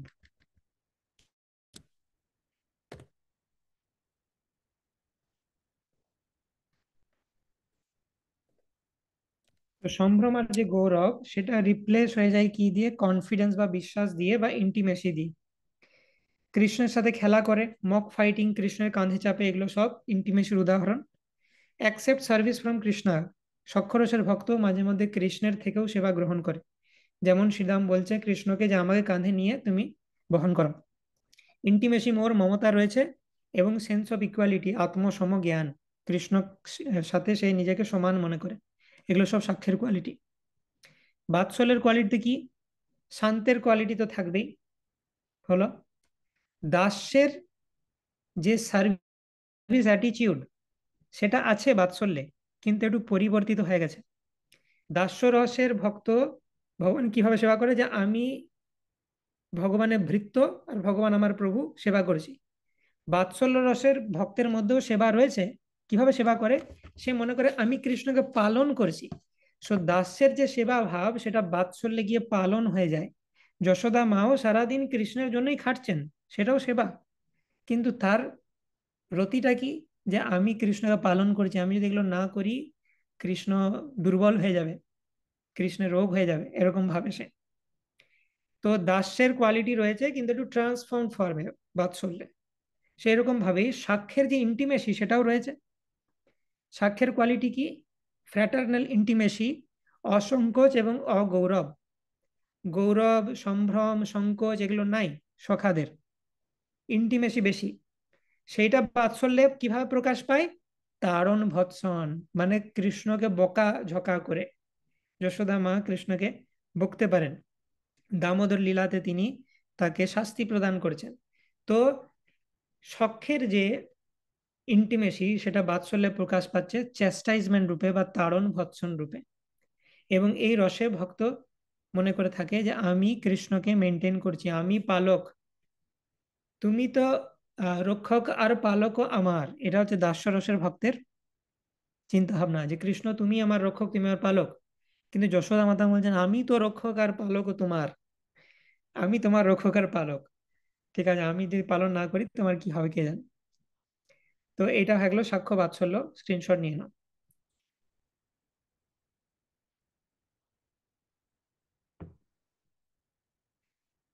ওকে। তো বাৎসল্যে শান্তির গুণ দাস্যের সেবন, সেই সেবনের ইহা নাম পালন। দাস্যের যে সেবা সেটা এখানে পালন হয়ে গেল। সখ্যের গুণ অসংকোচ, অগৌরব, সার, মমতাধিক্যে তাড়ন ও ভৎসন ব্যবহার। তো সখ্যের যে অসংকোচ অগৌরব এটা এখানে তাড়ন ভৎসন হয়ে গেল। আপনাকে পালক জ্ঞান, কৃষ্ণে পাল্য জ্ঞান, চারি গুণে বাৎসল্য রস অমৃত সমান। বাৎসল্য রসের ভক্ত মনে করেন আমি পালক আর কৃষ্ণ হচ্ছে আমার পাল্য। বাৎসল্যের চারটি গুণ কি কি, শান্ত, দাস্য, সাক্ষ্য, বাৎসল্য, চার গুণ রয়েছে। এগুলো সব এক একটা প্যাকেট, এর মধ্যে অনেক অনেক গুণ রয়েছে। ওকে। সে অমৃতানন্দে ভক্ত সহেন, ডুবেন আপনে, কৃষ্ণ ভক্ত বশ, গুণ কহ ঐশ্বর্য জ্ঞানী গণে। তো বাৎসল্য রসের কথা বলতে গেলেই দামোদর লীলা চলে আসে, তাড়ন ভৎসন বলতে গেলেই। আর সেই দামোদর লীলার যে থার্ড শ্লোক সেটাকে মনে করেছেন কৃষ্ণদাস কবিরাজ গোস্বামী। সেই অমৃত আনন্দে ভক্ত সঙ্গকে নিয়ে কৃষ্ণ ডুবে যান। ইতি দৃক্ষ্বলীলাভিরানন্দ কুণ্ডে স্বঘোষম নিমজ্জন্তমাখ্যাপায়ন্তম তদীয়েষিতজ্ঞেষু ভক্তির্জিতত্বম পুনঃ প্রেমতস্তম শতাবৃত্তি বন্দে। এইরকম লীলা করতে করতে ভগবান তার সমস্ত ভক্তগণকে নিয়ে আনন্দের সমুদ্রে তাদেরকে ডুবিয়ে দেন। এই ধরনের দামোদর লীলার মাধ্যমে যশোদা মাকে এবং অন্যান্য বাৎসল্য রসের যারা ভক্ত তাদেরকে আনন্দ রসে ডুবিয়ে দেন। সেম ফর আদার রস। তো এই শ্লোকটাকে কোট করা হয়েছে। এরপর আসছে মাধুর্য। মধুর রসে কৃষ্ণ নিষ্ঠা সেবা অতিশয়, সখ্যের অসংকোচ লালন মমতাধিক্য হয়। কান্ত ভাবে নিজাঙ্গ দিয়া করেন সেবন, অতএব মধুর রসের হয় পঞ্চগুণ। তো মধুর রস সেখানে পাঁচটা গুণ বলা হচ্ছে, বা মাধুর্য রস। কি কি পাঁচটা গুণ? শান্ত, দাস্য, সাক্ষ্য, বাৎসল্য, মাধুর্য। শান্ত আছে, দাস্য আছে, সাক্ষ্য আছে, বাৎসল্য আছে, মাধুর্য আছে। তো মাধুর্যের কি কি কোয়ালিটিস সেটা আমরা দেখে নিই। মাধুর্যের কোয়ালিটি হচ্ছে শান্ত রতির যে কৃষ্ণ নিষ্ঠা, সেইটা অধিক বেড়ে যায় মাধুর্যে। মাধুর্যে আরো বেশি কৃষ্ণ নিষ্ঠা। দাস্যের যে সেবা, সেটা অনেক বেশি সেবা মাধুর্যে। সাক্ষ্যের যে ইন্টিমেসি, সেটা চরম ইন্টিমেসিতে পরিণত হয় মাধুর্যে। বাৎসল্যের যে মেনটেনেন্স, বাৎসল্যের যে মনে করে ভক্ত যে আমি কৃষ্ণকে পালন করছি, মাধুর্য রসও মনে করে যে আমি কৃষ্ণকে পালন করছি। গোপীরাও চিন্তা করেন যে আমরা যদি এই সেবাটা না করি কৃষ্ণের অসুবিধা হবে, তাই আমাদের যাওয়া দরকার, আমাদের কৃষ্ণের সাথে দেখা করতে হবে, তাকে সেবা করতে হবে। কৃষ্ণের সমস্যা হবে, আমরা যদি না করি প্রবলেম হবে কৃষ্ণের। তো সেম মুড বাৎসল্য রসে মা যশোদা ভাবছেন আমি যদি কৃষ্ণকে না খাওয়াই ওর সমস্যা হবে, ও দুর্বল হয়ে যাবে। আর অ্যাডিশনাল যেটা টপ মোস্ট, যেটা মাধুর্যকে অন্য রস থেকে পৃথক করে, সেই কোয়ালিটিটা কি? না ডিভোটি আত্মনিবেদনম, নিজের সমস্ত বডি দিয়ে কৃষ্ণকে সেবা করেন। মানে ডিভোটির বডিটা এইখানে কৃষ্ণের ভোগ্য বস্তু, সেটা অন্য কোনো রসে নাই। দাসের বডিকে কৃষ্ণ উপভোগ করেন না, সখার বডিকে কৃষ্ণ উপভোগ করেন না, মাতৃপিতৃস্থানীয় মাতা পিতার বডিকে কৃষ্ণ উপভোগ করেন না, কিন্তু গোপীদের দেহকে কৃষ্ণ উপভোগ করেন। এবং গোপীরা তাদের দেহকে সেইভাবে সাজায় যাতে কৃষ্ণ উপভোগ করতে পারেন তাদের এই দেহকে। সেই দেহ দেখে যেন কৃষ্ণের আনন্দ হয়। সেই দেহ দিয়ে, সেই দেহকে কৃষ্ণ যখন আলিঙ্গন করেন কৃষ্ণের যেন সুখ হয়। তো এইভাবে নিজের দেহটাকে সম্পূর্ণ কৃষ্ণের সেবায় নিযুক্ত করে দেওয়া হচ্ছে মাধুর্য রসের সিমটম। সো টেক এক স্ক্রিনশট এবং আমরা তারপরে মূল টেক্সট যেটা সেটা পাঠ করব। ক্লিয়ার? তো মাধুর্য রসের মধ্যে বাকি চারটে রসই রয়েছে। তো অ্যাডিশনালি ভক্ত নিজের দেহকে অর্পণ করে। কান্তা ভাবে নিজাঙ্গ দিয়া করেন ও সেবন, নিজের অঙ্গ দিয়ে, নিজের দেহের অঙ্গ প্রত্যঙ্গ দিয়ে সেগুলো ডাইরেক্টলি কৃষ্ণের সেবায় লাগছে, কৃষ্ণ ডাইরেক্টলি সেগুলোকে উপভোগ করছেন। আকাশাদি গুণ যেন পর পর ভূতে, একে দুই তিন চারি ক্রমে পঞ্চ পৃথিবীতে, এই মতো মধুরে সব ভাব সমাহার, অতএব আস্বাদাধিকে করে চমৎকার। পঞ্চভূতের কোয়ালিটি যেমন পৃথিবীতে বা মাটিতে বা আর্থে পাঁচটা গুণই রয়েছে, সেই আর্থের মতোই হচ্ছে মাধুর্য, যার মধ্যে বাকি সমস্ত রতির গুণাবলী রয়েছে। ওকে। এই ভক্তি রসের কলিরাম দিগ দর্শন, ইহার বিস্তার মনে করিও ভাবন। মহাপ্রভু বলছেন দিক দর্শন করলাম, তোমাকে শুধু ডাইরেকশনটা দেখিয়ে দিলাম, এই দিকে ভাববে, ওই দিকে ভাববে, সেই দিকে ভাববে, শুদ্ধ ভক্তি নিয়ে একটু ভাববে, পাঁচ রস নিয়ে ভাববে, গৌণ রস নিয়ে ভাববে। ইহার বিস্তার মনে করিও ভাবন, তুমি মনে যখনই করবে কৃষ্ণ আরো ইনফরমেশন রিভিল করবে তোমার মাইন্ডে, ও ডিয়ার রূপ গোস্বামী, এবং তুমি সেটা ভক্তি রসামৃত সিন্ধুতে লিখবে। ভাবিতে ভাবিতে কৃষ্ণ স্ফুরয়ে অন্তরে, কৃষ্ণ কৃপায় অজ্ঞ পাই রস সিন্ধু পারে। তুমি যত বেশি ভাববে এই দিকগুলোতে যেগুলো দর্শন করালাম তোমাকে, কৃষ্ণ আরো নতুন নতুন ইনফরমেশন রিভিল করবে, এবং কৃষ্ণের কৃপাতে অজ্ঞ ব্যক্তিও রস সিন্ধুর পারে গিয়ে পৌঁছায় বা রসতত্ত্বের আচার্য হতে পারে। আর তুমি তো কৃষ্ণের অতি আপনজন, সেটা মহাপ্রভু বলছেন না? তো অজ্ঞও পারে, তুমি তো সবসময় নিজেকে অজ্ঞ অজ্ঞ বলতে থাকো। তো চিন্তা করো না, কৃষ্ণের কৃপাতে অজ্ঞও রসসিন্ধু পার করে যেতে পারে বা রসতত্ত্ব বুঝতে পারে। এত বলি প্রভু তারে কইলা আলিঙ্গন, বারাণসী চলিবারে প্রভুর হইল মন। প্রভাতে উঠিয়া যবে করিলা গমন, তবে তার পদে রূপ করে নিবেদন। আজ্ঞা হয় আসি মুই শ্রীচরণ সঙ্গে, সহিতে না পারি মুই বিরহ তরঙ্গে। এত বলি প্রভু তাকে আলিঙ্গন করলেন। প্রভু বললেন এবারে আমি বারাণসী যাব। সকালে উঠে মহাপ্রভু বারাণসীর উদ্দেশ্যে গমন করছেন। মহাপ্রভু কোথায় আছেন, কি হচ্ছে, ভুলে যেন না যায়। মহাপ্রভু বৃন্দাবন গেছিলেন, বৃন্দাবন দর্শন করে প্রয়াগে এসেছেন। সেই সময় রূপ গোস্বামী বঙ্গদেশ থেকে বা গৌড় দেশ থেকে প্রয়াগে মিলিত হয়েছেন। এবার প্রয়াগ থেকে মহাপ্রভু বারাণসী যাবেন বা কাশী, কাশী আর বারাণসী সেম জায়গা। প্রয়াগ থেকে কাশী, কাশী থেকে জগন্নাথপুরীতে যাবেন। তো যখন মহাপ্রভু কাশীতে পৌঁছাবেন তখন সনাতন গোস্বামী এসে পৌঁছাবেন কাশীতে। সনাতন গোস্বামী একটু লেটে ছাড়া পেয়েছিলেন। আর রূপ গোস্বামী এই প্রয়াগ থেকে ডাইরেক্ট চলে যাবেন বৃন্দাবন। রূপ গোস্বামী বলছেন, মহাপ্রভু যাবো একটু আপনার সাথে কাশী পর্যন্ত? মহাপ্রভু বলেন, না, তোমাকে যা ছিল হয়ে গেছে, তোমার কোটা। এবার বৃন্দাবনে যাওয়া অনেক কাজ আছে। এরপরে নেক্সট টার্গেট হচ্ছে সনাতন। সনাতনকে আমাকে শিক্ষা দিতে হবে। তো তারপরে মহাপ্রভু জগন্নাথপুরীতে ফিরে চলে আসবেন। তার পদে রূপ করে নিবেদন, যে যদি তোমার আজ্ঞা হয় প্রভু, তোমার শ্রীচরণ সঙ্গে আমি যেতে থাকি কাশী পর্যন্ত। তো মহাপ্রভু কি বলছেন? প্রভু কহে তোমার কর্তব্য আমারও বচন, নিকটে আসিয়াছ তুমি যাও বৃন্দাবন। তো বেঙ্গল থেকে তুমি তো এলে, এই কাশি টাশি পার করে তো এই এলে, তো প্রয়াগ পর্যন্ত চলে এসছো বৃন্দাবনের কাছে, আবার তুমি কাশিতে ফিরে যেতে চাইছো। আমার প্রতি এত অ্যাটাচমেন্ট করে লাভ নেই। কাজটা কর্তব্য ইস প্রধান। আমাকে যদি ভালোবাসো, আমার বচন, আমি যেটা বলেছি সেটা তোমার কর্তব্য। যাও বৃন্দাবনে যাও। বৃন্দাবন হইতে তুমি গৌড় দেশ দিয়া, আমারে মিলিবা নীলা চলেতে আসিয়া। বলছে পরে হবে, হবে, একদমই তোমাকে ছেড়ে দিচ্ছি না আমি, এখনই নয়, এই তো দেখা হলো। বৃন্দাবনে যাও। পরবর্তীকালে তুমি একবার বৃন্দাবন থেকে গৌড় দেশ আসবে, গৌড় দেশ হয়ে তুমি জগন্নাথ পুরীতে আসবে। তো মহাপ্রভু বলছেন গৌড় দেশ হয়ে আমার সাথে আসবে। আর যখন এটা হবে, তখন অনুপমের গঙ্গা প্রাপ্তি হবে। তো মহাপ্রভু জানেন যে অনুপমের গঙ্গা প্রাপ্তি হবে, সেই জন্য বলছেন তুমি বঙ্গদেশ যাবে, ওইখানে গঙ্গা আছে। সেই জন্য বলছে গৌড় দেশ হয়ে তুমি আমার কাছে আসবে, মহাপ্রভু জানেন অলরেডি। তারে আলিঙ্গিয়া প্রভু নৌকাতে চড়িলা, মূর্ছিত হইয়া দেহ তাহাই পড়িলা। সিমিলার ট্রেন্ড, মহাপ্রভু ছেড়ে চলে যাচ্ছে মানে কি হবে? মূর্ছিত হয়ে যাবেন তিনি। দাক্ষিণাত্য বিপ্রতারে ঘরে লইয়া গেলাম, তবে দুই ভাই বৃন্দাবনে নে চলিলাম। তো ওই প্রয়াগে দাক্ষিণাত্য ব্রাহ্মণের ঘরে সমস্ত কিছু হচ্ছে, প্রসাদের বন্দোবস্ত। তো সেইখানে আহ রূপ গোস্বামী সেই রূপ গোস্বামীকে নিয়ে গেলেন সেই দাক্ষিণাত্য ব্রাহ্মণ তার ঘরে। তারপর দুই ভাই মানে রূপ আর অনুপম, তারা বৃন্দাবনের উদ্দেশ্যে রওনা হলেন।